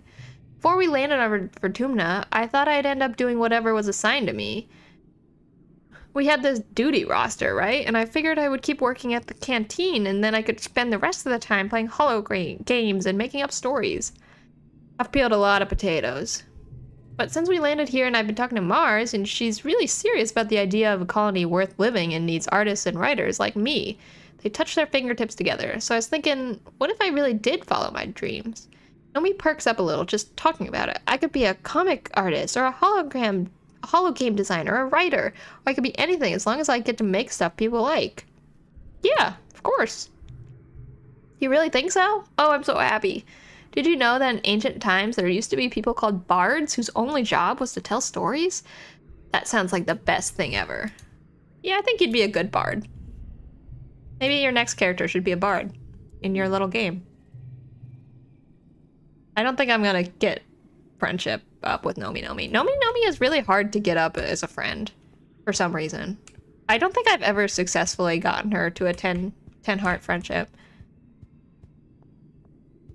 I think it's just because she's like one of the people that comes midway through the game, so you have so much less time already. And I just haven't been prioritizing her on top of that. All right, more robots. Most of your work this month involves flushing pollen from the delicate machinery inside the garden box. The poor things are absolutely clogged with pink gunk. At least they don't sneeze. True. All right, put my 13 down. I got a 9, a 7, and a couple of 5s. Nice. That's pretty good.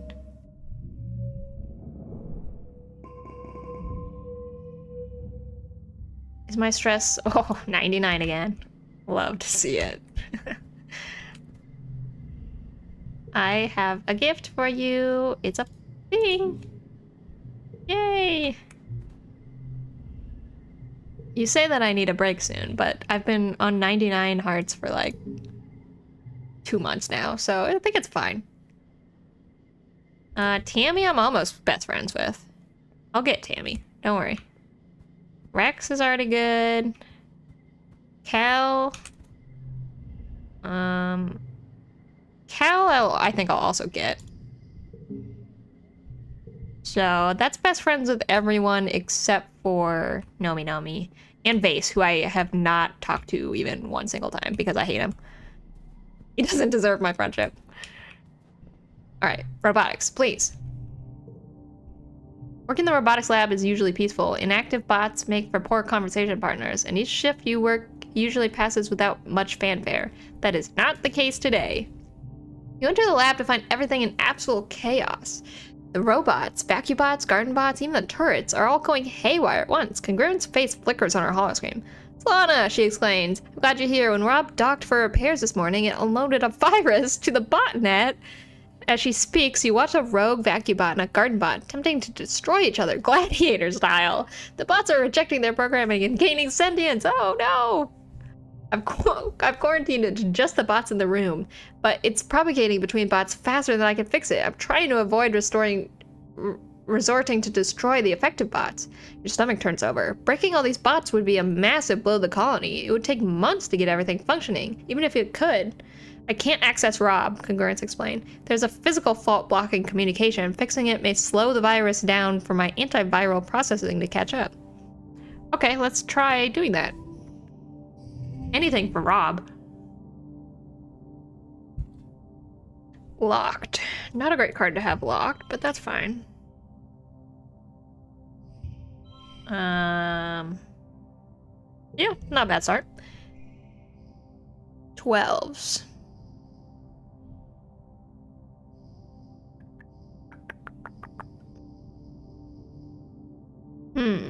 Okay, let's just... There's not really gonna be much rhyme or reason to this one, I'm afraid. Well, if I put down some of this, that'll give me a 10.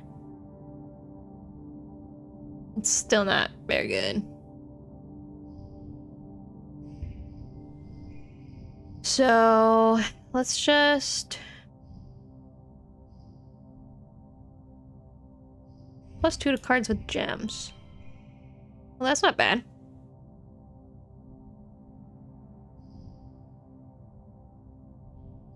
No, that's not better. If I put you here, 33. Okay. 40. 8. 7.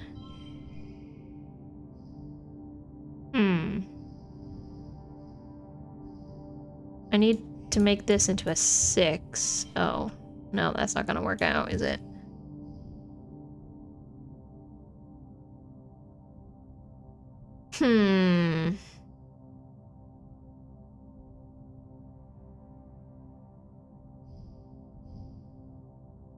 What if I replace you? And then I put you... Nope, that's not better.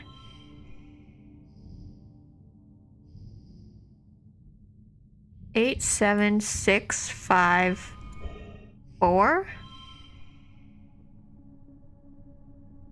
Nice. That works. Yay. You get to your elbows in Rob's robotics guts. Just when you think you got a handle on what might be wrong, it flickers to life. No, disassemble. I want to live. I want you to live too, Rob. You're shocked. You get the sense that the is watching you, trying to figure out what you're gonna do to it. You don't even know these things had speakers, let alone voices. It's unsettling. Congruence guess. It's thinking for itself? The bot's sensors flickers and goes dark, and then lights up again. My name is Rob, it says, in a more natural voice, and then repeats, I want to live. Oh, I can't kill Rob. No wonder Rob didn't want to reconnect to the network. Congruent's mature intelligence would have sought out and destroyed its nascent one. You promise it that you won't force it to reconnect, so long as it promises not to act out again by infecting the other bots with dangerous ideas of self-determinism. With the bot's consent, you tinker with its programming to unlock the ability to learn new things, so it can extend its original functions with new modules on its own. It could be whatever kind of bot it wants to be. Yay! I got Rob! Plus 20 to all blue skills. Whoa. That's pretty solid. Nice. Yay, a robot friend. I got Rob. Yay!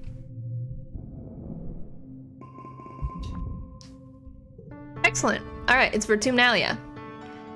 Governor Loom enters the colony square in the customary bombastic fanfare. Brass bands, red carpets, banners with the Heliopause logo snapping in the hot dust. It's disgusting. The governor gets his usual teeth of applause from the die-hard soldiers, but it's obvious how tired and fearful everyone has become in service of his war. You catch Mars's eye, and she nods in solidarity. You've planned this for so long, and now's your chance to strike. While everyone's watching, you can get the entire council to speak out against Loom today. Maybe the rest of the colony is ready for a change. Anyone is better than Loom, even a teenager. The governor raises his hand for silence, though it's largely unnecessary. Pioneers of Vertumna, he begins. We stand here today, not shivering and quaking in fear, but with our hands around the neck, he missed a ringing gesture, of the planet herself. Before he can continue, Mars leaps from her seat and runs to the front of the stage. A ripple of fear goes through the crowd. You all remember what happened to Utopia last year. It doesn't have to be like this, she cries, speaking to the crowd. We don't have to listen to him. He's just a bully with a gun, like the ones we left behind on Earth. Join Mars on stage. You put yourself between her and Loom's honor card. She flashes you a giddy, grateful smile and turns back to the crowd. She points to the governor. This man has made you think that the only way to survive is through violence. He's just a soldier and not even a good one. Violence only makes small, weak men feel powerful. She turns to the council. He's not powerful. We're powerful. We broke free of Earth, we broke free of war and bigotry and inequality, and we can break free of him too. Please, stand with me, reject Loom, and bring in a new era. A colony led by someone born among the stars. Me, I can lead this colony. Yes, she can. The buzz of the crowd is deafening, like a swarm of bugs all chirping together. Some of the council members are nodding, but it isn't unanimous. This is bullshit. 2 children saying they can lead the colony? What's the first order of business? Taco Tuesdays? Soy sweets for dinner? Have your stupid vote. Let the council decide. Out of the corner of your eyes, you can see his guards with his weapons lowered, just waiting. Some of them look as interested in the change of leadership as you are. If you have the council behind you, even Loom's supporter in the military could fall into line. You might just win. The council stands to deliberate amongst themselves, and one other person too, Uticott. Yes. The former governor is unsteady on her feet. She looks at you and Mars, then nods. You see and exchange words with the council. The council deliberates. You and Mars clasp hands and tensely await the decision. Council shuffles off to the side and deliberates. To your relief, they come to a decision quickly. They must all be anonymous, or the centrists of the colony won't rise against Loom. After a minute, Instance looks from the group and shouts, "Someone get that man off the stage." Loom starts to laugh, but stops when he realizes that his own honor guard is coming up onto the stage to cart him away. "Well, wait," he says, as his arms are held behind him and he's taken off stage. "You can't do this. I'm the governor. I'm the leader of the godforsaken colony." You search the crowd for a hint of dissent. The soldiers are uneasy, but everyone else just looks tired and relieved. You can't believe all it took was a few kids to point out the obvious. The council returns to their positions, and Instance remains standing. We've decided to reward these brave patriots for their bravery for accepting their bid of leadership, she says to the crowd. On a trial basis, we're pleased to recognize our new governor. Marzipan. Mars shrieks and jumps up and down, then gives you a big hug. We did it! We really did it! Thank you, Solana. Mars releases you and waves at the crowd as they cheer her name. She looks overwhelmed, but bursting with happiness. Zeke shuffles forward and directs Mars to place her hand on her chest and repeat after them. Watch the swearing-in ceremony. Mars swears on her honor to act in the best interests of the colony and to uphold the tenets of Vertumna Group. Peace, understanding, and harmony with the planet and each other. Not just for herself, but for generations to come after her. It's official now. Loom is old news. You won. The two factions of the colony regard each other carefully. On one side, those who went against Loom out of fear, either of him or of Vertumna, are cautious, unsure of what to do now that their lead has been deposed. On the other, the peaceful faction can't quite believe the nightmare is over. Mars sees this and directs Loom's military band to start playing something festive. I know we've been through a lot, but we've been through worse, she says. Tonight, let's just enjoy being together. Let's eat and dance and celebrate. After the politicking is over, the crowd adjourns to feast tables and eventually the dance floor. The sun sets on a long day, the heat breaks, and the party continues well into the night. Yay! After the festivities, Mars gives everyone 2 whole weeks off for much-needed rest. She spends the time meeting with every colonist individually and does a lot to endear her to the people who are still hesitant about having a teenager as governor. Yay! Alright, next thing on the docket is we need to convince Mars, now that she's the governor, to make peace with the gardeners. We're best friends! We're best friends now! Tammy! Oh, there you are. Could you do me a big favor and come with me to the cafe? I need your opinion. Sure. Oh, it's my birthday. It's not my birthday. What do you mean? It's not your birthday. But as you walk into the cafeteria, all your friends jump out cheering. They're wearing knit party hats, strung streamers, and blowing noisemakers. And you're pretty sure you can see a tiered display of cupcakes. Real one, not soy cakes. Tammy skips forward and throws her arms around you, squishing C in the sling between you. You sputter that it's not your birthday, but Tammy just laughs. I know it's not your birthday, but you've been feeling under the weather, and I wanted to show you how much we all love you. The others raise their glasses to you. They cheer happy birthday again, laughing at the joke. You can feel their love like a blanket wrapping around your shoulders. You're so special to us, Solana, Tammy says. C gurgles and lets out a warning wank, and Tammy bounces her from side to side. I want you to enjoy yourself. Go ahead and mingle while I put the finishing touches on everything, okay? Tammy gives you one last sunny smile as she bustles away. The sound of C fussing and crying is audible over the murmurs of conversation that erupts as the party begins. What do you do?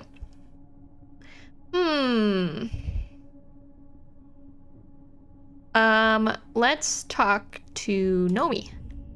Nomi's playing a game on their holobomb, which is helping to entertain some of the children. When they see you, Nomi jumps to their feet and waves so enthusiastically their holo fizzes out. Solana! Oh, that's not a word. Nomi throws herself into your arms, and you spin them around. The children scatter, shrieking in delight. When you put Nomi down, they bounce back on their heels and spark the holopomb again. Let's take a photo! What frame do you want? Cherry blossoms. Yes, I know all the trees here are pink, but it's still my favorite. You and Nomi throw up peace signs while the holo takes the picture. Nomi scribbles BFF on it with their fingers, and a second later, as the haptic input, the own holo pulses and you get a copy. Oh, that's cute.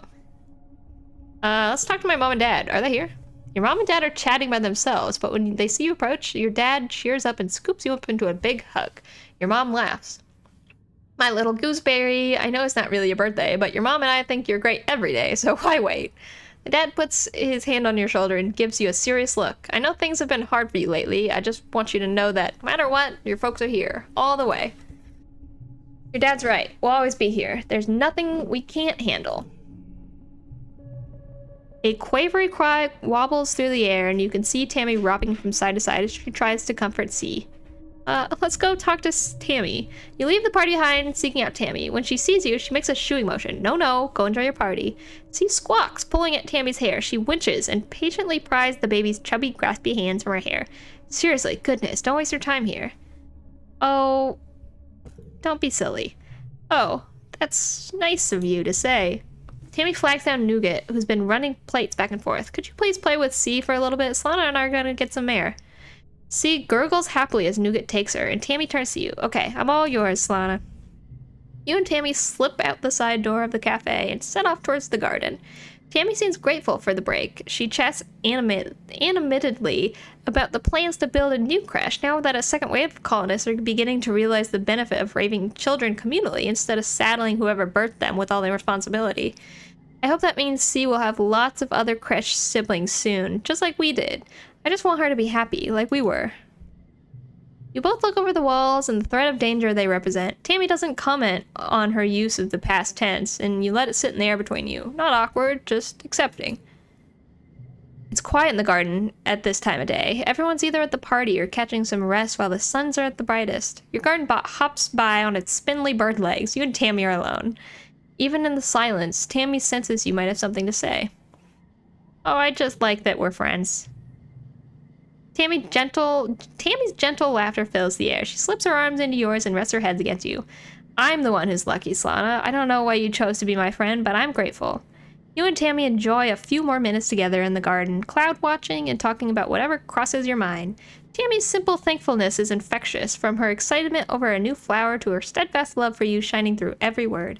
You can feel your heart's unburden itself with each step, dropping your troubles like stones to mark where you've been. That's not a bad card. Eventually it's time to head back to the party. Tammy stops you with a hand on your arm. Wait, I have a present for you. You protest that Tammy already has done enough, but Tammy's hearing none of it. She presses a book into your hand. The title reads 100 Reasons Why I Love You. The book is filled cover to cover with memories, fond observation, even little sketches, all in Tammy's loving hand. There's more than 100, she says shyly, tugging on her ear. I wrote the title first, but then I couldn't stop writing. You don't know what to say. Tammy's simply the best. The rest of the party goes off without a hitch. Even little C is well behaved now, letting Tammy light the cupcakes. As you blow out your candles and everyone cheers, your only wish is to be able to feel like this forever, surrounded by love and support. Oh, that's so cute. Oh my god. Okay, I'm gonna take a brief pause to go to the bathroom and get some water, but we'll be back in like 5 minutes.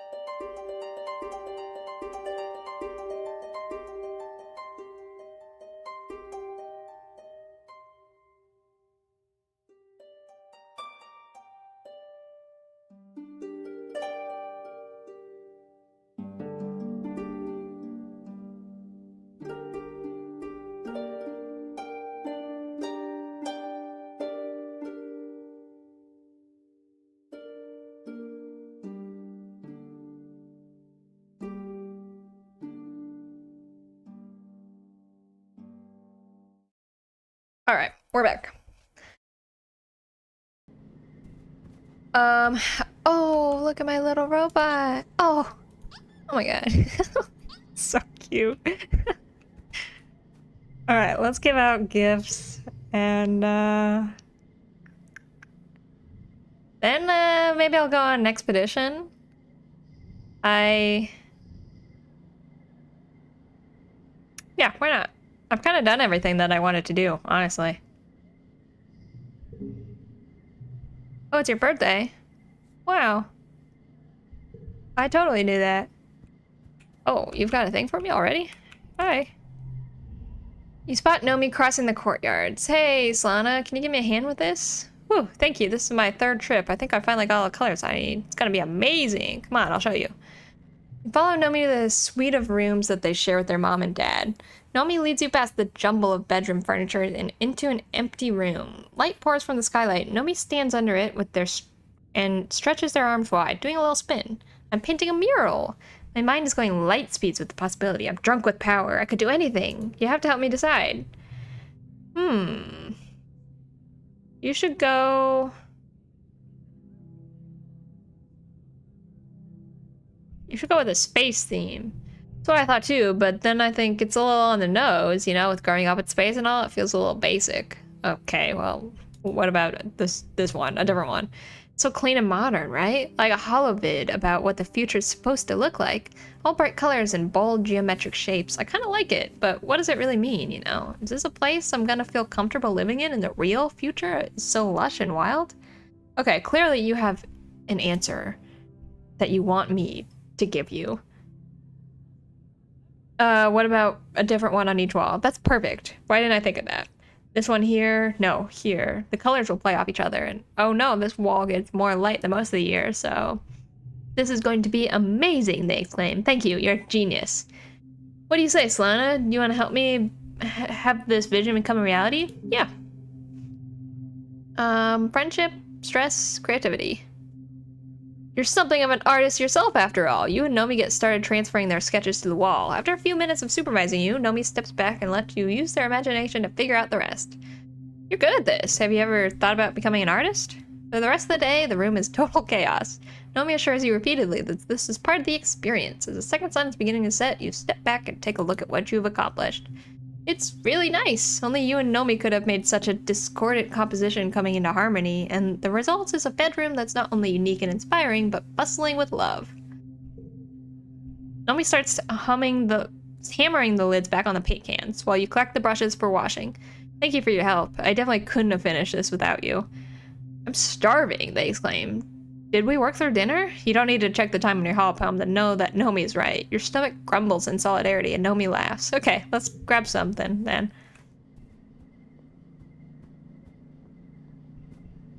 True about that. I don't really need to do anything with you, if I'm being honest. Sorry. No offense to you or anything. Do you want an egg? What's our friendship? Not quite there, but close. Is that an alien egg? Yes. As we've been over, yes, this is an alien egg. Every single egg I bring you, shockingly, is an alien egg.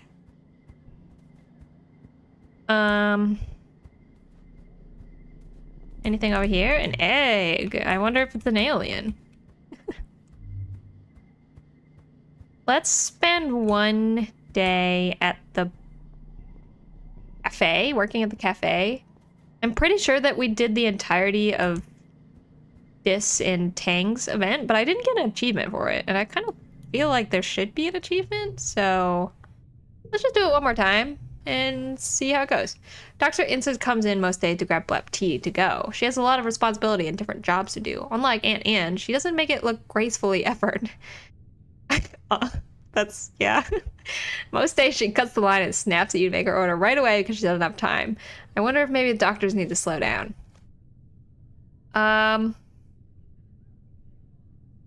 Take a long time. She huffs impatiently as you take your time foaming the float cow milk and steeping her a fresh cup of tea. Not pouring from a teapot. You insist it'll taste better that way. I'm not interested in the taste. You dawdle and you overhear Instance recording a message for Tang with instructions for today's sample analysis. You understand about every fifth word. After she ends the message, she sits down at the bar and drums her finger on the table. That girl's a genius, you know. Oh, to be that age and brilliant. She clucked her tongue. It's a shame about her family. She doesn't have anyone but me now. What about her brother? Dis? Too much like their mother. Can't understand her any more than Bess could. She was the ship's counselor, you know. We worked closely on the stratospheric. She hung herself in her office. Oof, she tells you plainly. Just one regular day between counseling sessions. Her note says she never should have left Earth, and that she thought having children would make her less lonely, but it didn't help. Ah, man, that's rough. I guess she left some man behind on Earth and never got over him. In her note, she talked more about him than her own 2 children. You nod sadly. You remember she died when you were very young, but they didn't tell you how it happened. Ensign shakes her head to clear it. And now I've got to do her job along with everything else. You aren't sure if she means raising Tang or counseling. Strong tea helps, but so does talking to people. Thank you, Solana. Now you ever gonna finish brewing the blap for me? 9?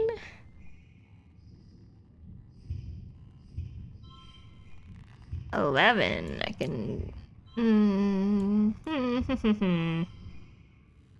I don't really think it matters. Double card to the right. Make that 6.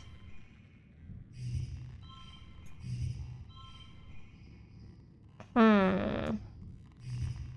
43? Sure, it's good enough. We're not in it for perfection at this point. Yeah, okay. Light dust. Nomi, I have things for you. Take this. You're welcome. Don't worry about it. All is well. I need Cal. Where's Cal? Over here?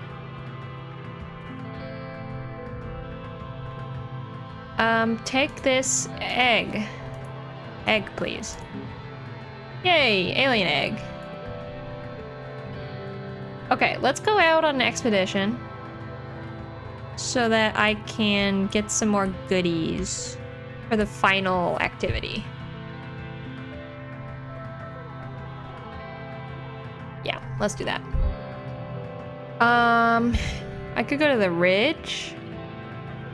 It's 2 collectibles. No, I want somewhere. Let's go to the valley. I want somewhere that's got a bunch of collectibles still. Look at all my pets. Oh my god, I can't believe it. They're so cute. I love them.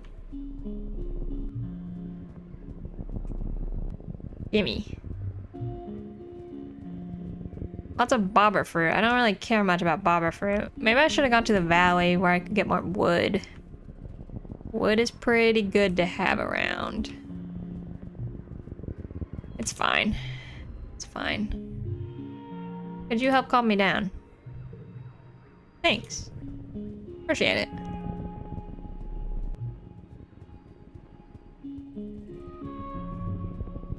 More baba fruit. Gimme. What are you doing here? Paths are narrow and constant need of repair. Oh. Biology. Yeah. I can do a biology, sure. Card becomes 3. Oh, that sucks. Let's just put something down. Yeah, that's fine. Plus 10 if this is the only blue card. Okay. And let's just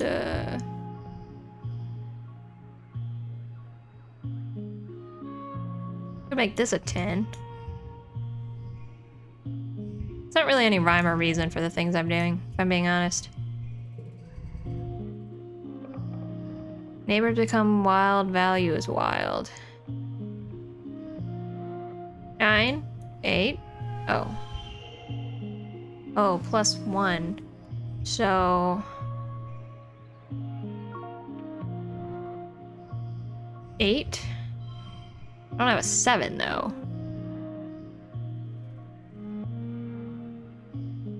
Plus 1 for each gem. 7?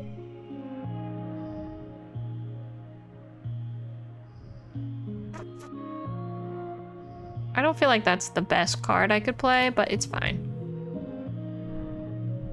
I'm not really too caring at this point. I don't need to get my stats up to any particular spot. Just kind of existing at this point. Can't believe we're almost done. What am I gonna do with myself once I'm done with this game?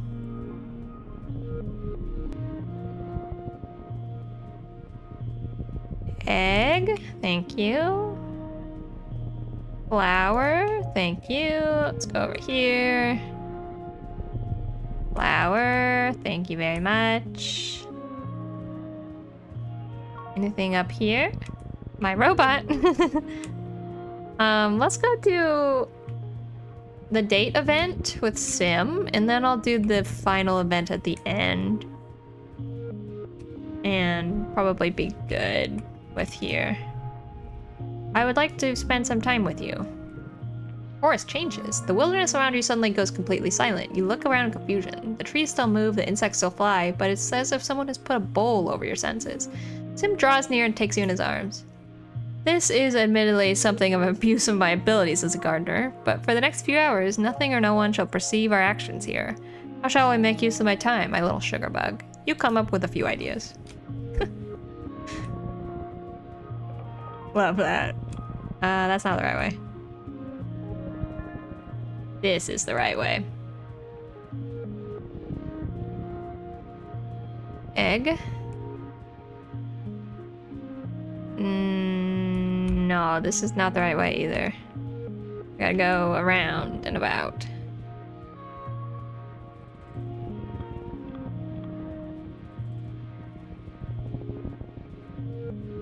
Here we go.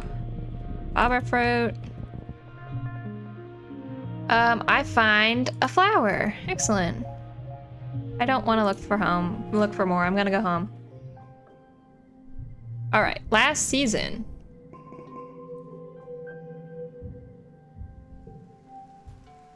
Nice, nice, nice.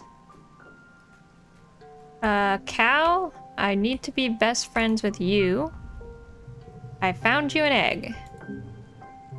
Yay, we're best friends now.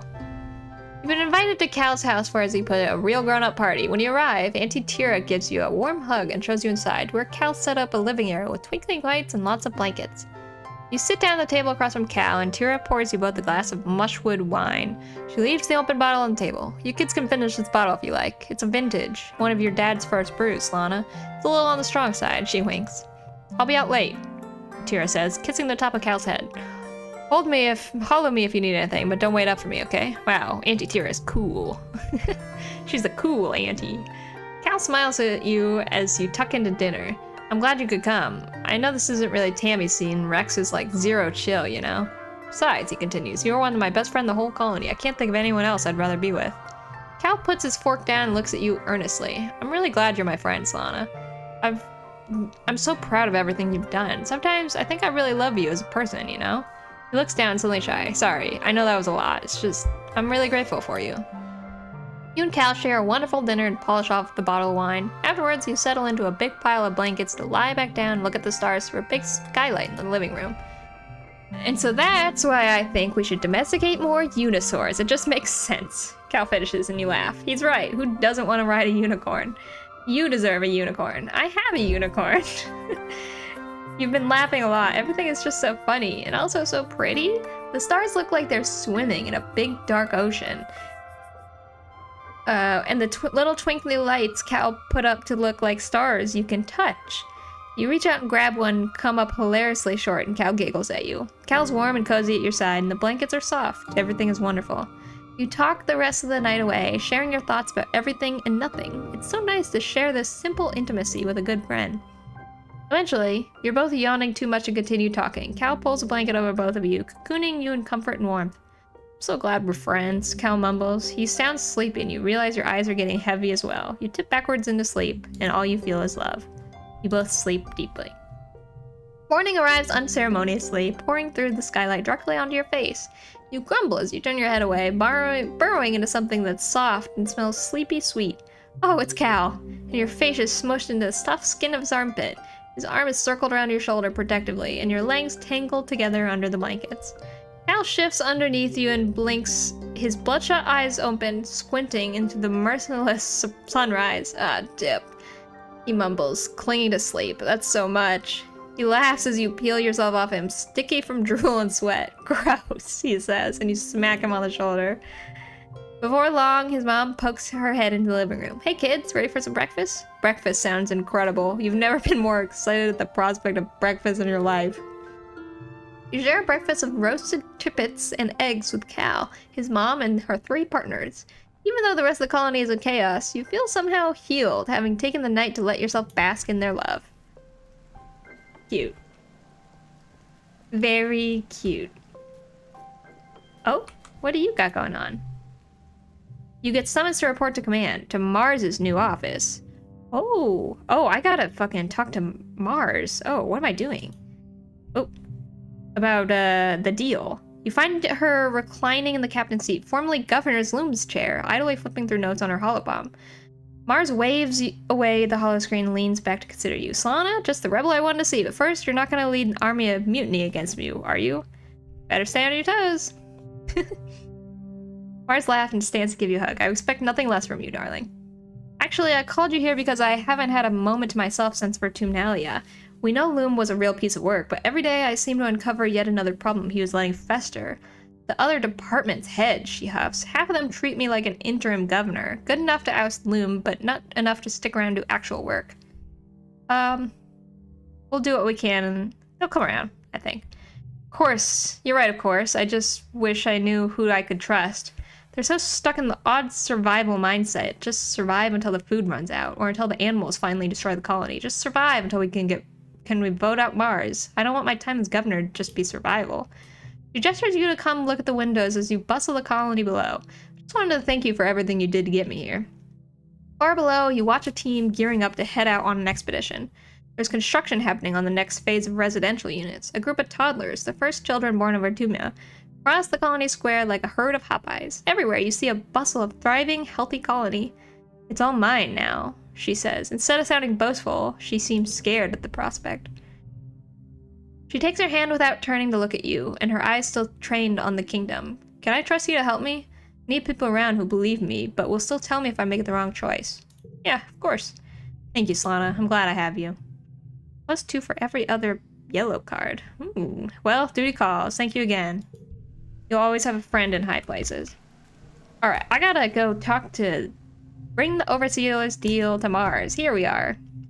Mars waves away her reports. Hey, Solana, what's up? Need something from Governor Mars? I'm gonna tell her about Sim, to start with. You tell Mars about meeting Sim, a gardener, a member of a real, actual sentient race sharing the planet with humans. After a second, though, you get the impression Mars isn't surprised at all. You trail off and Mars smiles. Uh-huh, we know. What, don't look surprised. You think the council thought the animals were coming for us every glow because we smell bad? She giggles at your stunned face. Sorry I couldn't tell you. Top secret colony business, but to be fair, you didn't tell me you were meeting an alien secret this whole time. But you're saying you're actually friends with one of these aliens. She invites you to sit next to her. Honestly, we don't know anything about them except that they exist. Otherwise, we wouldn't be getting attacked every year. What are they like? Tell me everything. Tell her about the Overseer's offer. Mars listens intently as you outline the Overseer's deal. She rubs her forehead. This is huge, Solana. It might be the only chance for peace with those gardeners that we'll ever have. But how am I supposed to convince people to surrender to something we don't even fully understand? If we can't go anywhere except this valley, how are we ever going to grow as a people? In a few generations, our technology is going to break down and we'll be scratching the dirt like animals. We'll come up with a new way to live. Mars sighed and is silent for a long time. You said they'll send someone to negotiate during Glow? Well, I guess we'll be ready. Thanks, Solana. Yes! Thank you. I'm glad that that didn't require me to actually, like, do an event, that I could just pop in and complete it.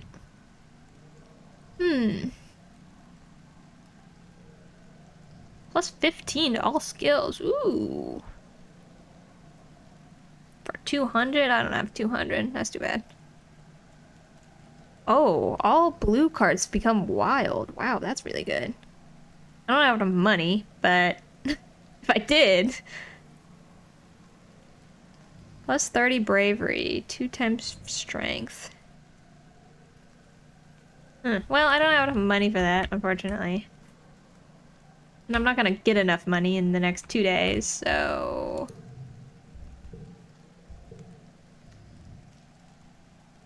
Hmm.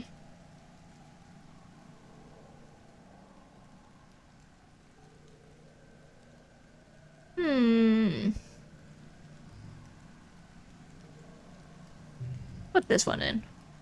My pet bot. Wow, that's really doing things for me. Oh, I can do my mom's event now. Knock knock. Coming by. Hello. Tell her what you learned today. You tell her about the bedbug infestation that you've been helping Mars with on the down low because Mars doesn't want anyone to know she has bugs. Fortuna bedbugs are as large as your toe and can burp up acid. It sucks. That's an okay card. You have to pull out everything from a room and take it to laundry or incineration, then get in there and scrub down every corner of the room while Mars squealed every time she saw a bug. It was a whole day clean, but by the end Mars's room was sparkling and everything was put back even better than before.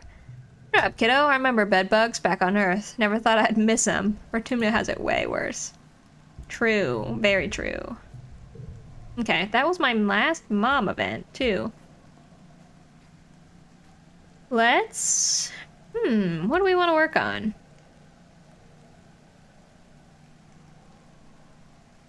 I could get my organization to 100. Or my biology to 100. Let's do that. Biology... 2 biology. Medbay? 3 biology. Okay. You report to your first shift as Dr. Instance's nursing assistant. Instance was never supposed to be a literal doctor for everyone in the colony. All the colony's medical needs were supposed to be covered by medbays. By the medbeds. And then eventually with trained medical professions from your generation. With the growing number of wounded and sick, it's pulling Instance's attention away from her actual work in lab, hence why she needs help. True. I'm a doctor, not a physicist. I can study the local xenofauna so it stops killing us, or I can treat burns and upset tummies. I can't do both. There, she says, to the haptic of your holopalm pulse. You should have access. Now, don't bother me for anything less than cranial bleeding. It's a med bed, not a jar of leeches. Just follow the instructions and push the right buttons. You need something? Ask congruence. Okay. I'll figure it out. That's the spirit. It's you and me. High five. You gently bonk congruence panel with an open palm, and she laughs. There's no patients today, so you're gonna brush up on first aid training. You run through quiz scenarios with congruence for a whole week. CPR, elevate and put pressure on wounds, wrap broken bones, flush eyes with water, leave foreign objects in. Be real careful of neck injuries. Fun fact, in your field, the holopalm can discharge its batteries all at once to make a makeshift defibrillator. You'll be fine. Plus 10 stress. Sure, I got really low stress, so whatever.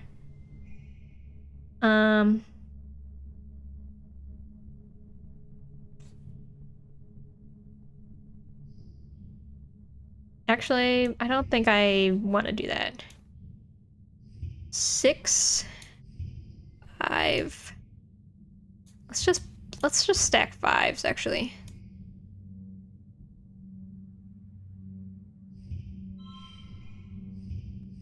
$47, $49. Okay.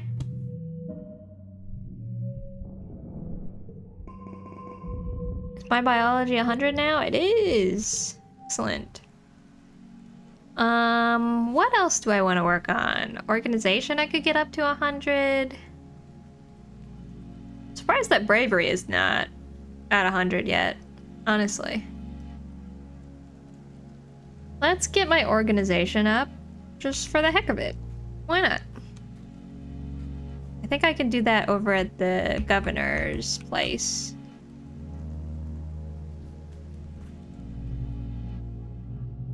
Organization. Reorganization. Yeah. One of your first tasks as administrator is to format the monthly report of Earth. It's full of boring, carefully formatted data. Seek is very specific about it and makes you redo it 3 times until you get it right. You drop off the report at the comms desk and realize you've yet to be told how to process any reply from Earth. You wonder if there's a reply at all. Let's just investigate. Yeah.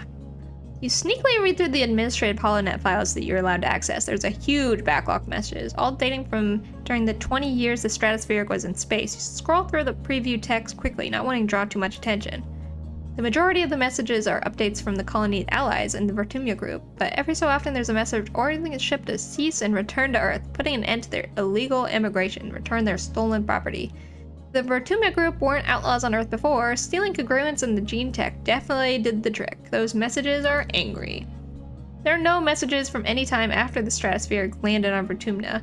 Maybe nothing could get through the wormhole. Maybe the communication system was damaged, and it wasn't until the heliopods landed that communication could be restored. Or maybe both planets are just shooting into the void. It's impossible to say.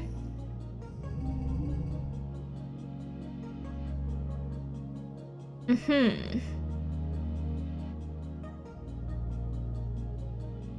10? 9?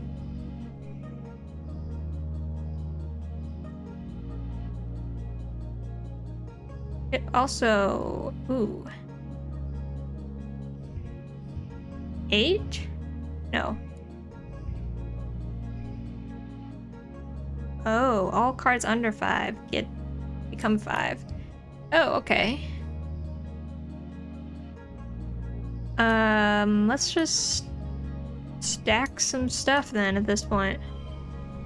Don't really think it matters that much. Persuasion, organization. Is my organization 100 yet? Oh, 99. That's criminal. Late wet. Alright, last day. Let's, I don't know, what do we want to do on our last day? I'm thinking about maybe napping, honestly, so that I can go into this final combat activity with 0 stress. Not that I really think I'll need it, but I want to be safe. Let's get rid of some cards. Get rid of 2 cards in total.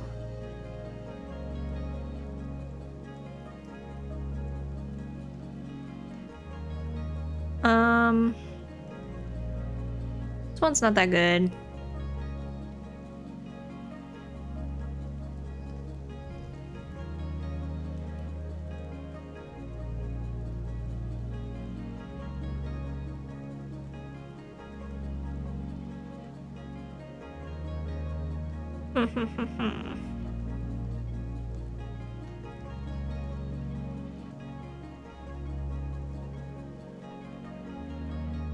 -1 to strength cards.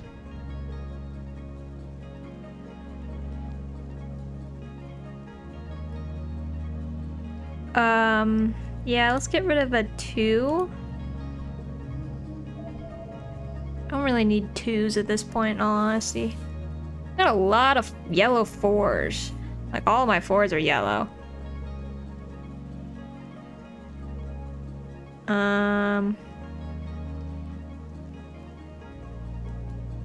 Let's get rid of this other 2 as well. Nice. Okay, let's now chill out. Let's chill out in geoponics.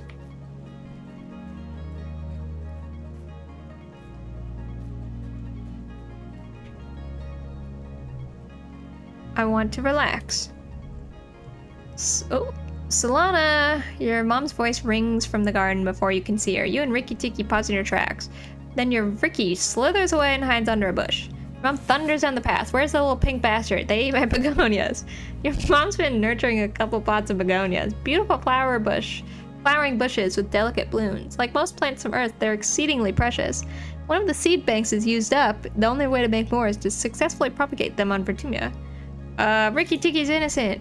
You hear the hacking noise from the underbrush. Rikki Tikki creeps out from the bush, and as if on cue, horks up a wet mass of pink and yellow petals.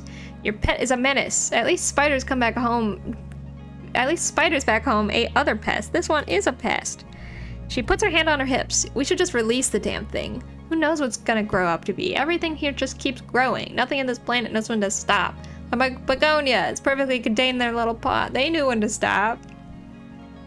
It's not Ricky Tikki's fault. I'm watching you. You haven't given up on training Ricky Tikki to follow simple commands. They clearly have an ability to understand that you're trying to communicate. They just have a huge language barrier. Cal gives you an idea to try clicker training, getting them to associate verbal commands with actions and rewards. Might as well give it a shot. Might as well. 7. Ooh. Part to the right becomes 5. Why? +1 to physical. Why? Oh. I forgot about my pet bot. Oh. Alright, well, let's just put some things down. 22. God. Alright, yeah. 8.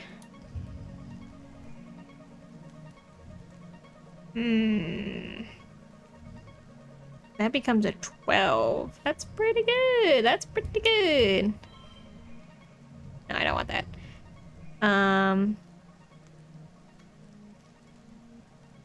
6. That becomes an 8. This will be an 8. And that'll be an 8. Nice. Ooh, kudos. Not that it really matters. 6.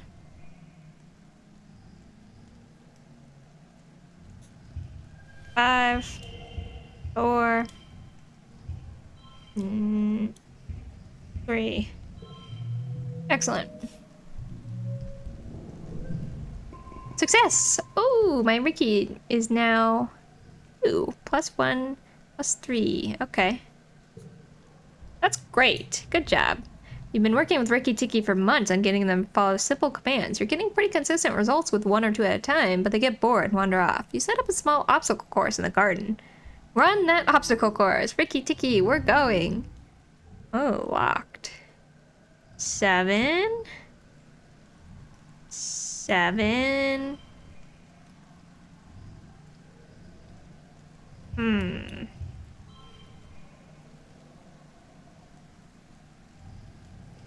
No. Okay, that's fine. +1 for each gem. 8. +1 for each unplayed card. That'll be a 6. I can get a 7 down. Nice. Man, this 3 being right here sucks. 12? +1 if card to the right is blue. I don't have any gem cards, so let's just do a 6, 5, 4. That's good enough.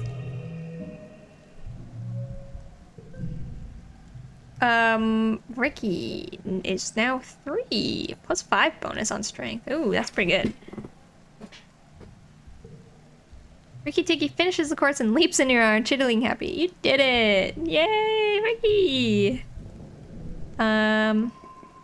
Let's get rid of a 3. Yeah. Today's the day. Alright, let's assess my gear. I think that a +5 bonus to straight is actually pretty good. I think I want to put that one down instead.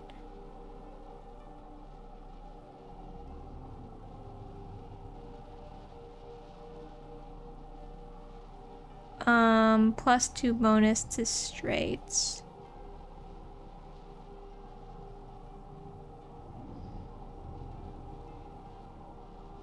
Okay, I think I should be good.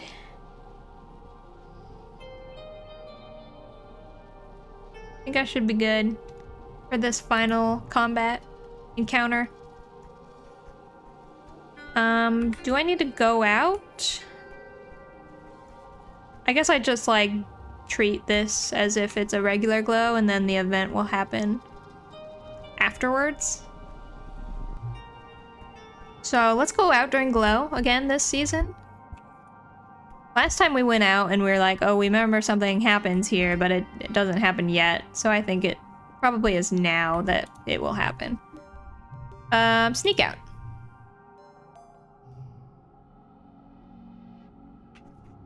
Let's find what I can find. And get some collectibles. I want to not do a bunch of events because I want to go in with as low stress as possible for this final event. So I'll just run and do this very last activity and then be good. Let's see, what's over here?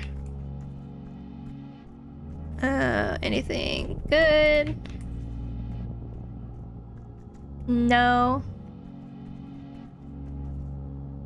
What about you? What's going on over here? Hi, Sim. You know to look for Sim in the hollow of the trees now. Hello, you're getting pretty good at navigating in the dark. Mind the glowflies. Okay, thanks, Sim.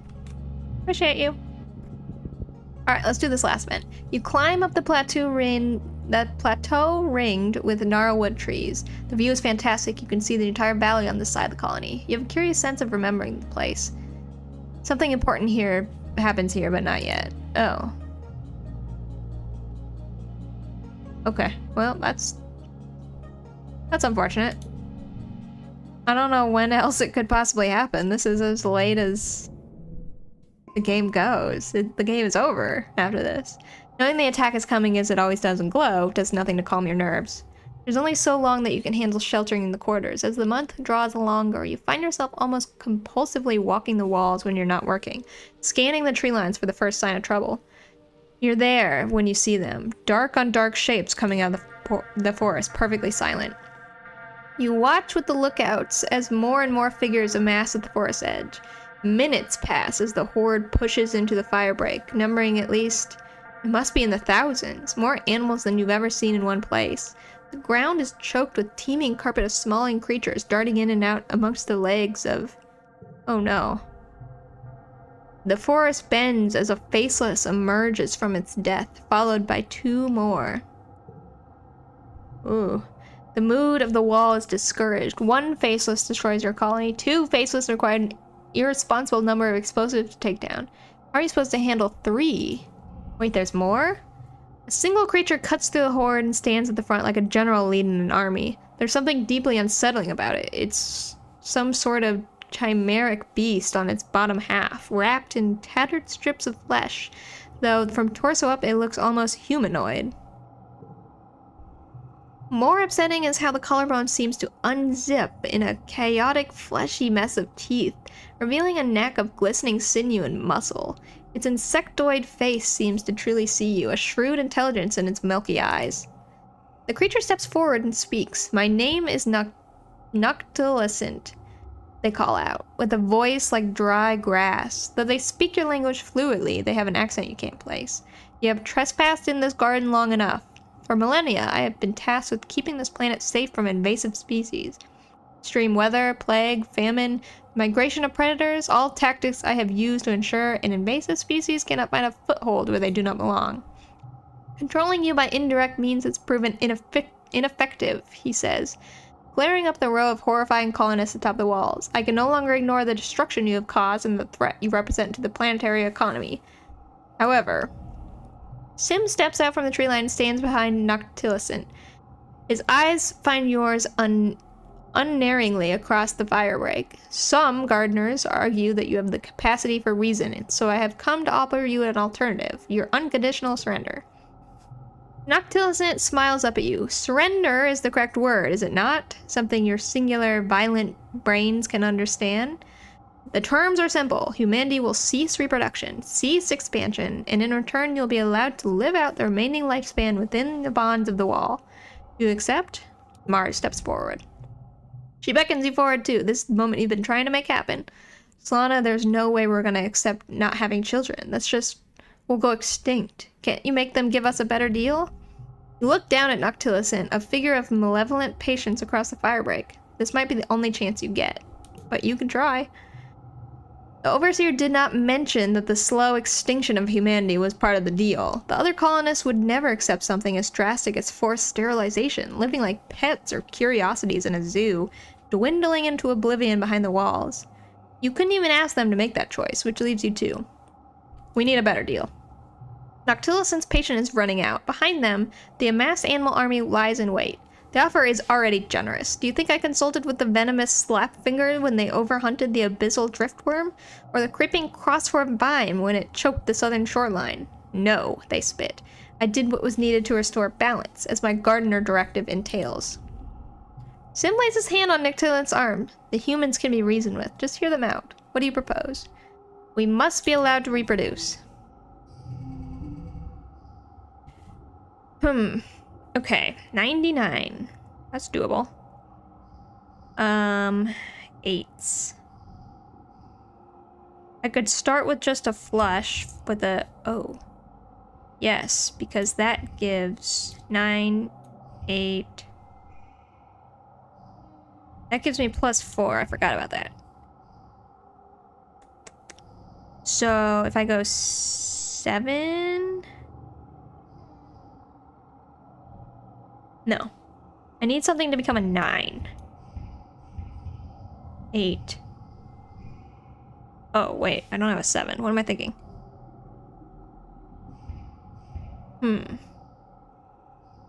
I could do 4, 5, 6.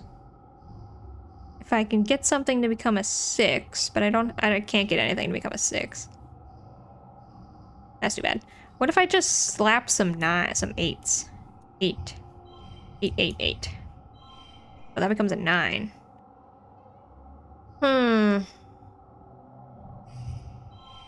That's not quite what I want.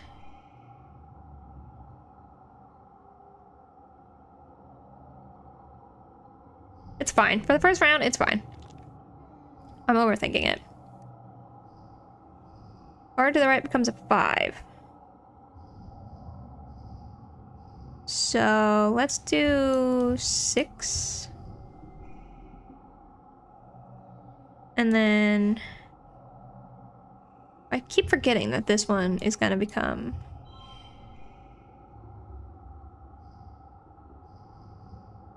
a +4.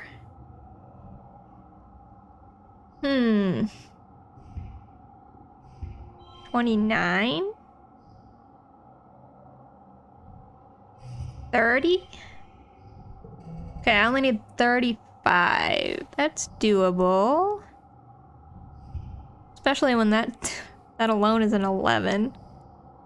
And I can do 5s. And then I can do 4s. Would this be better? Yeah. Nice. Perfect. You're well spoken for a pest. However, if humanity is even capable of considering the survival of all creatures of their own, even if it means accepting limitations. Yes, of course we are. 102. Okay. Card gets +3. So this card will be really big. Very big. 15.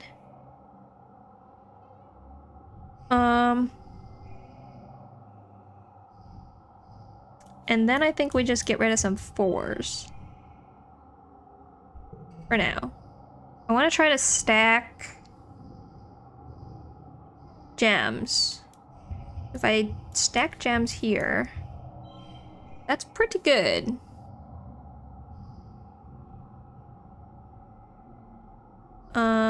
I wish that this was not a 3, though. That's the only thing.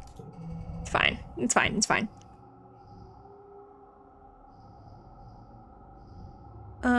8. 8's gonna be my highest.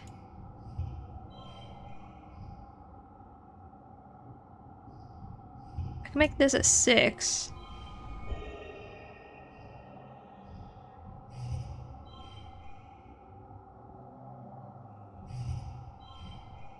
mean, I'm gonna get it, so it's not really a big deal. 5, 6, 7. Super goal. Excellent. You argue that the success of the Vertumia project in leaving Earth shows that you've learned from your mistakes. Maybe humanity as a whole wasn't able to change trajectory back on Earth, but the colony self-selected those who could. Noctilicent listens to all of this, looking a little more convinced. Have you learned anything from living here, though?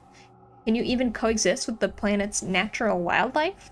Yes, of course we can. +1 to red cards. Cards with gems are wild. Ooh. +1 for each card with a gem. Okay, let's hold on to these and we'll play those. All cards to the right become yellow. That's a good card too. 8. Oh, that becomes a 12, doesn't it? 28 to start.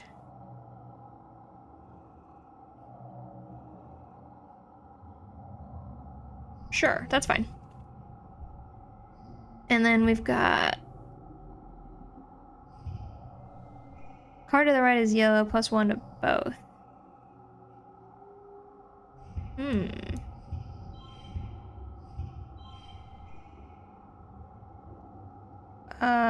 That's not bad. Alright, let's get my gems down. What's this button? Oh. Interesting.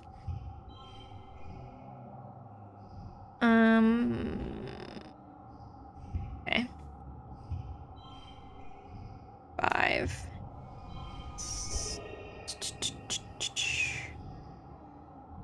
5, 4, 6, 7. I already have the best score. Yay! You've learned all that in 10 years. Seems you aren't completely ignorant. Very well. You've argued your case and shown you can adapt to your surroundings. And the new terms are... The Overseer has agreed to grant the humans reproductive autonomy and limited expansion within your ecological niche. Additionally, the gardeners will ensure the continued health of the valley, fertile soil, clean waters, favorable animal migration patterns, and so on. Behind you, the colonists are beginning to carefully come forward to listen, murmuring in wonder. To be clear, there will be no hunting, clearing, mining, or expanding beyond the valley. Humanities must live in harmony with nature, rather than attempt to control it. You will come to understand that you do not stand above the needs of the planet. Your mom comes up beside you and puts her hands on your shoulders. It's what we wanted this whole time, she says in disbelief. When we left Earth, this is everything we dreamed it could be. But the Helios arrived on a military mission, carrying their burdens from Earth, and may resent any deal with the gardeners. This decision may not be popular, but it will give humanity a chance, a peace. True peace. Yes, we agree to your terms. The animals surrounding the colony began to filter back into the trees, disappearing into the gloom of the lake glow wilderness. Your knees buckle. You feel like you could sleep for a week. All around you, you hear people crying, in relief, maybe, or fear. Tears pour down your face, unbidden by the colony comes out to clamor around you. Many are smiling, and some look numb and scared. Some look angry. It hasn't sunk in yet, even as you're hoisted onto someone's shoulder and paraded back into the colony. You did it. You won. The party continues well into the night, and for a few days after that as well, until the sun rises above the horizon once again. It begins to set in that the colony may never again see another monster attack, or famine, or plague. Most people think this sounds pretty good. The other are soundly overruled for now. As for you, now you can focus on just being your best self without worrying about day-to-day survival. That relief carries you through until the quiet breaks on a new year, your 20th birthday. You turn 20 amidst the time of tremendous joy and unity in the colony. You aren't a teenager anymore, so you guess that makes you an adult. Though in many ways, you've been one for a long time. You step out the balcony to greet the new day and start the rest of your life in Vertumna. The end. You reached your 20th birthday.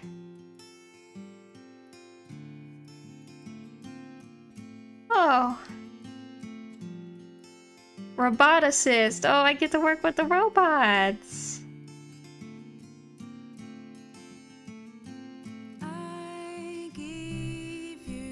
You've You've always loved machines and decided to dedicate your life to them. The gardeners are more tolerant of human technology than you expected.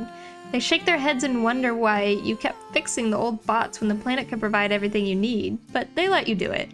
So long as it doesn't involve leaving a new territory, you're content to let you experiment. You tinker with the bots' programming. You give all the vacuum bots, garden bots, and other multi-bots self-determinism, even more than Congruence has. It caused all kinds of problems when they decide to change careers or take a day off, but you can't just let humanity create another class of unpeople to do their dirty work. You cause a bit of an uproar when the robot faction breaks off and tries to form their own colony, but it's soon resolved when they return to request tune-ups from their favorite human, you. Tang becomes chief engineer when Instant retired to focus on her research. She isn't a very communicative boss, but she keeps the engineering wing shipshape. You live your life of a tinkerer, never too far away from your beloved bots. Oh, I love that ending. What about... Your lover Rex grows from a good boy to a good man. He continues to work hard on the bar, turning it into a place he always dreamed, where people can come and unwind from a long day, enjoying some libations, dancing their butts off, and maybe even find love. He gets a reputation for being a matchmaker. In a small colony, there aren't a lot of romantic options, but Rex has an eye for figuring out who would be a good match together. Giving Rex a kiss for luck becomes a tradition among those looking for love. And if some people find something a little more temporary than love with Rex, that's their business. Rex has a lot of love to spread around, so do you. Together, you embark on adventures of dating other people, sometimes at the same time. There's jealousy and hurt feelings sometimes, but your relationship only gets better and better with every heartfelt conversation, not to mention every steamy shared affair. Rex builds you a custom house so you both have your own living quarters. It's all very salacious, and Rex enjoys being the talk of the colony. Rex is very into the idea of children and contributes to a few of his own before you're ready to have some with him. Between your kids and the ones that visit him from time to time, your swingin' bachelor pad becomes a family home filled with love. Rex always seems abundantly happy with his lot in life. Like crashing on Vertumia was the best thing that ever happened to him. It's remarkable that the heliopods could have made someone like him, but you're glad it did. He slows down a little as time goes on, mellowing out and becoming more quiet in his self-confidence. He confides in you that his dog genes will probably mean that his life will be shorter than the average human, but he wouldn't trade any minute of it. Oh, a symbiosis, the bridge between two people. Undying, never aging, ever-patient Sim remains one of your closest confidants.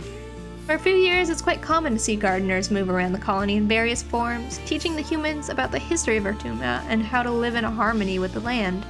Sim is one of them, of course, the only one that doesn't treat you like some kind of curiosity in a zoo. After a few years, the other gardeners leave humanity to figure things out on their own. Sim stays out to act as an emissary and moves into the colony to live with you full-time. You, specifically.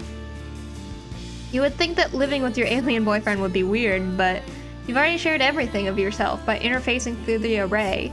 The intimacy of accidentally using the same toothbrush is nothing like when you've lived inside his memories of being a mush tree. You move into a gardener-like abode where Sim can form a connection to the array, glowing pool and all. Sim is enthralled with the idea of children, smaller, even less predictable humans. What's not to love? Though you never raise any of your own, he is beloved by the colony's youngest generation. Your union is recognized by the colony, and even a few people understand it. You skip the usual party, the commitment ceremony, the vows, the feasting, and hold a more intimate gathering instead. Just you, him, and the thousands of minds that touched yours with curiosity as you lie in Sim's interface vat and introduce your consciousness to the array. Though you've already done this with Sim, meeting your extended family deepens the bond you have with him. You understand how strange his position is as one of the few independent minds of the array. You think Sim enjoys living in colony, but he never quite fits in. He reincarnates a few times into forms that look more human, but he also famously returns to the colony as a swarm of heckle bees, just to prove a point about how the gardener's consciousness transcends form. A bit unnerving, but that's Sim for you. Oh, I love Sim.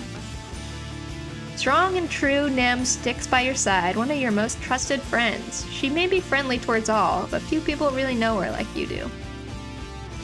No one's quite sure whether to believe Noctilucent would really cease his attacks during Glow, but as the year passed and the colony breathes a collective sigh of relief, the garrison's resources eventually get siphoned away into other departments. Nam is downsized, becoming a reservist instead of staying on with the much smaller standing army that remains. One of her last acts before she retires is dismantling the walls she helped defend. She goes back to playing sports ball and finds her joy again, running teams for children just like her brother did. Little Nougat grows up to idolize Nem, just like you both idolize Calm. Nem's relationship with Vase may have been brief, but it was formative. She doesn't throw herself into loving anyone that deeply again for a long time, instead focusing on her work. You're by her side during her misadventures in dating some of the other soldiers, and notably Rex, howling with shared indignance and laughter with every awkward breakup. You even tried dating each other for a little while. It's a disaster, but it was fun while it lasts. You make better friends than lovers. Nem lives a long, happy life, becoming something of a cool aunt figure to everyone who crosses the sports ball pitch. Cal! Your friend Cal grew up, but he never lost his boyish charm. Thanks to the gardeners enticing nearby plants to grow heavy with fruit and nut for the colony, Cal gets to do what he loves, getting dirty and growing things for fun. He never has to deal with the burden of providing for the colony, as your parents did. The planet provides everything you need. Cal and Tammy formalized their relationship after a few years. Before the colony, they stated their intentions to live together, loving and caring for each other as a family unit. It's a beautiful ceremony. C is the first of many children they raised together. Together, they have a tidy little sum of children, and that's the only tidy thing about them. Their children grow up digging in the dirt, eating bugs, nearly getting mauled by farm equipment, and having a great time being kid. Cal dotes on every one of them and adores his partner Tammy. Cal becomes an example for other colonists, becoming somewhat of a spiritual leader for those who accept their role under the gardeners. He lives a long and happy life, ages gratefully, and outlives you. Chief Engineer Tang has a nice ring to it. She's always seemed like Tang's life was laid out for her hard work, discovering amazing things, and eventually replacing Instance as Chief Engineer. However, after only a few years on council, Tang surprises everyone by stepping down. Without the burden of leadership, Tang is able to devote herself to pushing the limitations of medical science, particularly when it comes to mental health. She makes huge strides in developing genetic engineering, pioneering unobtrusive changes to the brain that increases the resistance to depression and anxiety. The relationship between Tang and Dis flourishes again as researching their own biology helps them understand what their mother was going through when she ended her life. They're able to support each other through grieving both her and the relationship they were denied. She champions the creation of a new, permanent mental health profession in the colony. Aided by her treatment, mental health improves for everyone. Maybe her brush with genocide made her realize she needed to think more about the repercussions of her actions. You know she's happier now, focusing on something that couldn't possibly be used for evil. Her love life remains fairly private, though she's not as frigid as she always claimed. You hear from the colony gossip she carries on a string of casual relationships, mostly with other scientists, mostly women. She donates genetic material to a number of children, but doesn't choose to raise any of her own. She's quite picky about their genetic enhancements, obsessing over any markers of anxiety or depression that runs in her family.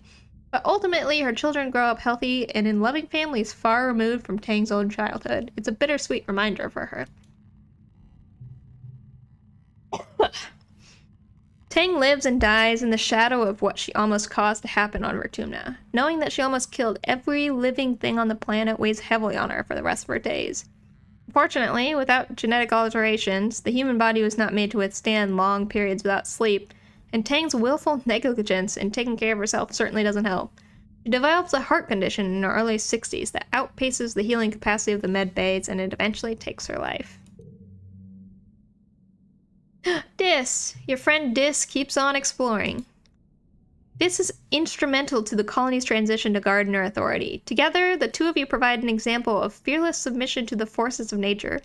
Dis actually talks to people about everything he's seen in the wild, the incredible and the horrifying, and champions the idea of being a part of it, not in control of it. The idea that peace with nature involves cooperation and compromise, not subjugation, is unpopular, but being unpopular never stopped Dis before. It's almost not a surprise when Dis comes to you one day to talk about Sim. Specifically, that he's in love with him too. It's hard for him to explain the depth and intimacy of their relationship. That when Dis is with Sim, he feels a sense of completion, of love, that he never felt amongst humans. Sim shows him things, teaches him things, not just about himself, but about all life, and not just about present, but across all time. You've never seen Dis talk about anything with such passion. Sim's alien patience and imperviousness to jealousy makes the solution obvious. You'll both be in love with him, and he'll love both of you. It's awkward at first, as all new relationships are, but you make it work. Dis continues to work as ambassador for the gardenership for many decades until one day he announces that he's leaving. In recognition of his lifetime of servitude to the planet, the overseers have extended an offer to make Dis a gardener. He's made a lot of friends since his loner years, and his ascendance to gardenerhood is celebrated across the colony, even by Tang, having long reconciled their difference. For years afterwards, people report seeing strangely docile animals approach the colony, watch for a few hours, and then slip away into the forest. It's a comfort knowing Dis will always be out there, somewhere. Mars. Ah, the indomitable Marzipan. That's Governor Marzipan to you. Mars learns from her flirtation with capitalism and, true to her word, abandons her plans to turn kudos into a true currency. She wants to raise everyone's standard of living, together, not create a luxurious novu riche on Vertumna. Steering the colony under gardenership requires a calm hand. Mars initially chafes at the idea that she can't build the beautiful metropolis of her dreams. However, with much of her external pressure taking off of the colony, Vertumna already is a paradise. Few people need to labor for substance anymore, so more can devote themselves to the arts. Just as Mars has hope, peace brings an unprecedented time of cultural growth and eventually the luxury she craved, just a little different than she imagined. As for her love life, Mars is never really one to settle down long term. She enjoys a string of lovers: Tang, Utopia, Rex again, a number of people from Heliopause. Everyone wants her, nobody can cage her. She does eventually have one child, just for the novelty. She enjoys being the center of attention while carrying a surrogate pregnancy, but enjoys being the child's wealthy, generous anti-marzipan even more.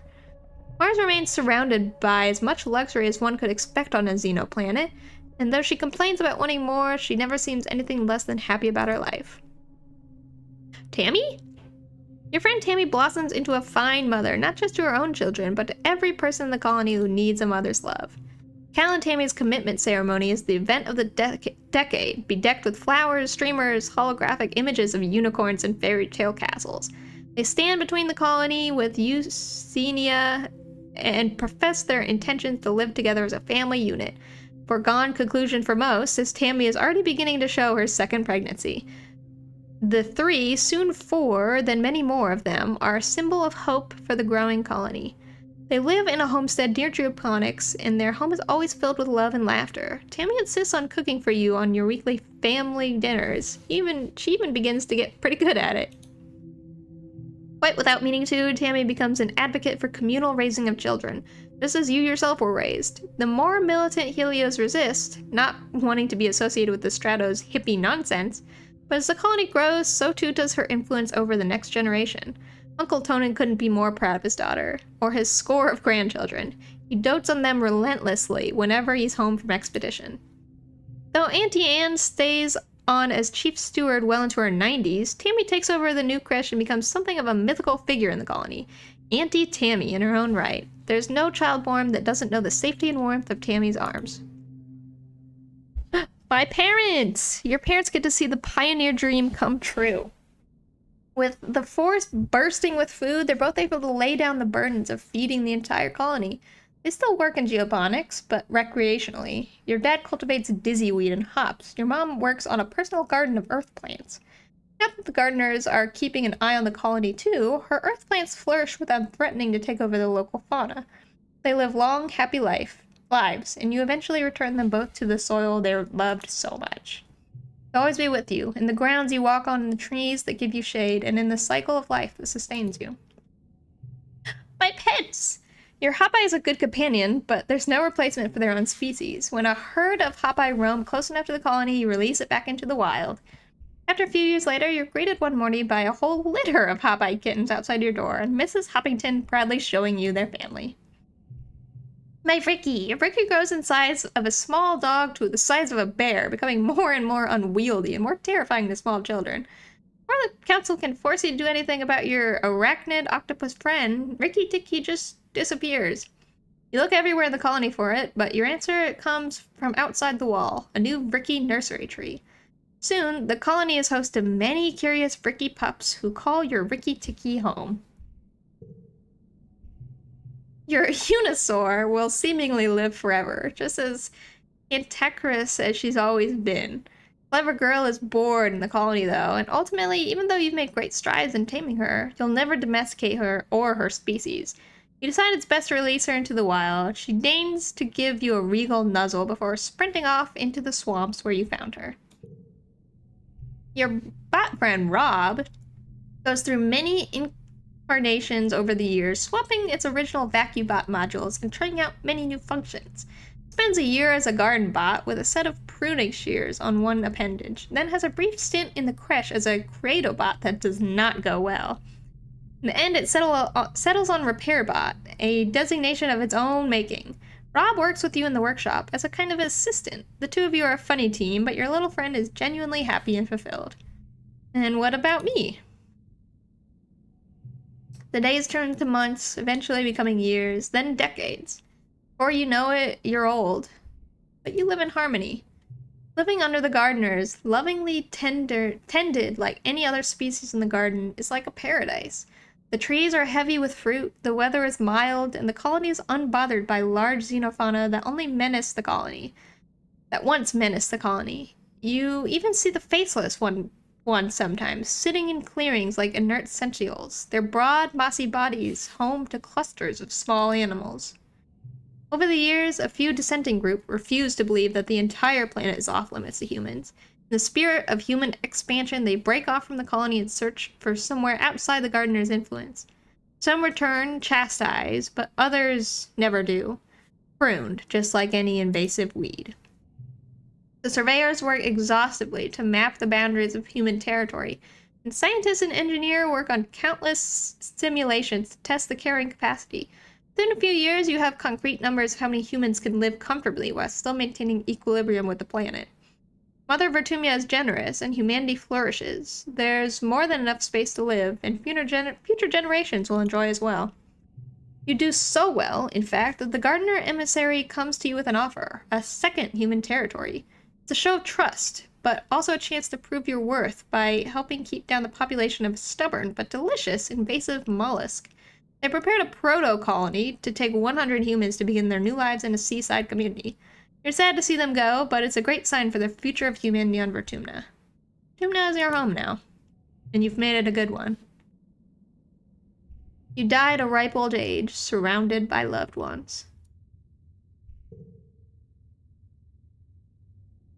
In the moment of your death, as the brain cells fizzle out one by one and shut down forever, a vision swims in your mind's eye. Is that a person? They seem so familiar. You feel like you know them so well. Oh, it's you, only ancient. Her arms are covered with so many data bands, so many lifetimes of knowledge. The ancient, you, speaks without moving her mouth, not in words, but something like pictures. Still, you understand. She greets you with love, and you can feel suffuse through your soul. You did well, she says. It's not easy to make someone put aside their ego and surrender to a greater power. Humans have tried before, but it hasn't always been pretty. Her hands rest on your shoulder. I hope you can manage to do it again, because you're not done. I think I lived my best life. We've been a good keeper to friends and family, haven't we? We're no stranger to death, but it's still good to cheat it every once in a while, isn't it? We have a chance to take another path, change the way your life turned out. Come with me. Oh, it's done.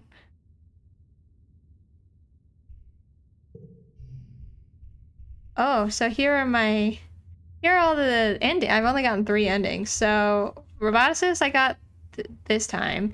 Joining the Gardeners, I did that my very first playthrough. I joined the Gardeners. And then my second playthrough, I got the Merchant ending. Oh, I haven't gotten all of the cutscenes either. I wonder what these are. Oh. I haven't gotten all the backgrounds. I bet these are like combat backgrounds. I never do anything with the combats. Oh. Oh, look at how cute all these are. Man, there's so many endings in this game. You could play this game like forever.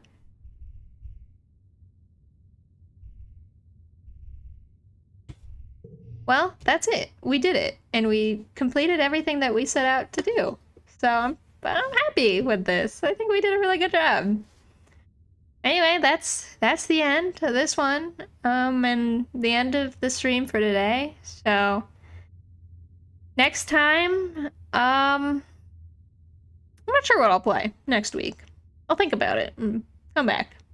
Anyway, thank you for watching, and I hope I'll see you